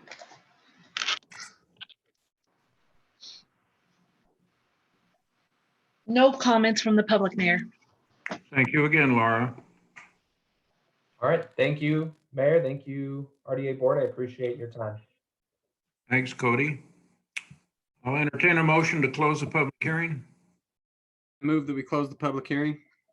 Second. There's a motion and a second to close the public hearing. Any questions or comments? All in favor, say aye. Aye. Any Yes. opposed? All right, the public hearing is closed. I'll entertain a motion now on this public hearing item. Mayor, I move that we adopt resolution 2020-04 RDA, adopting the fiscal year 2021 redevelopment agency of Midvale City tentative budget. Second. We have a motion and a second. Any questions, comments? Rory, would you call the vote? Yes, Board Member Glover, Aye. Perry, Aye. Robinson, Yes. and Gettle. Yes. Thank you. We'll now take care of the middle of our sandwich here, the consent agenda. And to consider minutes of April 21st, set a time and date, June 2nd, 2020 at 7 p.m. for the budget amendments to the redevelopment agency of Midvale City fiscal year 2020, general funds and other funds as necessary. And to set a date, same time, same station, for a public hearing to consider the adoption of the budget of the fiscal year beginning July 1, 2020 and ending June 30, 2021 for the redevelopment agency of Midvale City. I motion we approve the consent agenda. Second. There's a motion and a second to approve the consent agenda. Any questions or comments before we vote? Hearing none. Rory? Board Member Sperry, Aye. Robinson, Yes. Gettle, Yes. and Glover. Aye. Okay, thank you very much. Need a motion to adjourn. Adjourn. All right, we're adjourned from that. Flip over to Midvale City Municipal Building Authority. Call this meeting to order. Welcome, everybody. Ready for a roll call? And Rory, let's do the roll call. Okay, Board Member Glover, Here. Robinson, Here. Perry, Here. and Gettle. Here. Great. Board Member Brown's excused. All right, Laura, you're next to the last chance. Find somebody listening to it. Okay, 1 second. My mouse is lost. Okay, no comment. All right. I'd like a motion then to move into a public hearing. Move that we go into a public hearing. Second. We have a motion and a second to move into a public hearing. Any comments or questions? All in favor, say aye. Aye. Yes. Any opposed? We are now in a public hearing to consider the adoption of Midvale City Municipal Building Authority tentative budget for the fiscal year beginning July 1, 2020 and ending June 30, 2021. Kyle, are you back on this one? I am, Mayor. This one won't be too long. There's not much Okay. to it. So I just pulled up the page from the budget book here. So the Municipal Building Authority has its principal role is debt service payments for the City Hall, City Park, and then the street lighting project. So for fiscal year 2021, this fund receives revenue from the Boys and Girls Club lease, the Head Start lease, so those numbers haven't changed. The street lighting fund contributes $211,000 for the street lighting project that was funded with the bond, and then the city's general fund through lease. We call it a lease revenue payment, but really it's a debt service contribution of about $364,000. And then there's debt service payments totaling about $676,000. This professional services of $600. We use a bond trustee that handles receiving the payments from us, and then they distribute the funds to the bondholder. So they act as the third party. For that service, we pay them around $600 a year. So that's really it for the budget. It balances revenues equal expenses. So that's pretty much it for the budget. Any questions or comments? Laura, last chance. Anybody listening would like to chime in on this from the public? No, Mayor, no comments. Okay. I'll entertain a motion then on this action item. I move that we close the public hearing. That's a good idea. Thank you. Second. There's a motion and a second to close the public hearing. All in favor, say aye. Aye. Opposed? All right, now. Who wants to make the final motion? Well, next to the last. Mayor, I move that we adopt resolution 2020-01 NDA adopting the tentative budget for the Midvale City Municipal Building Authority for the fiscal year ending June 30th, 2021. Second. We have a motion and a second. Any questions or comments on the motion? Very fine. Rory? Okay, Board Member Sperry, Aye. Robinson, Yes. Gettle, Yes. and Glover. Aye. Thank you. We'll now move to the consent agenda. Consider the minutes of April 21st, 2020. Also to set a date and time of June 2nd, 2020, 7 p.m. for a public hearing to consider the adoption of the Midvale City Municipal Building Authority budget for the fiscal year beginning July 1, 2020 and ending June 30, 2021. I move that we approve the consent agenda. Second. I hear a motion and a second to approve the consent agenda. Any comments or questions on the motion? Rory? Board Member Robinson, Yes. Gettle, Yes. Glover, Aye. and Sperry. Aye. Okay, thank you very much. Who would like to Motion- end this marathon? Motion to adjourn. Thank you. Have a good evening, everybody. You Good too. night. See you. Thank you. Good night. Good night. Night.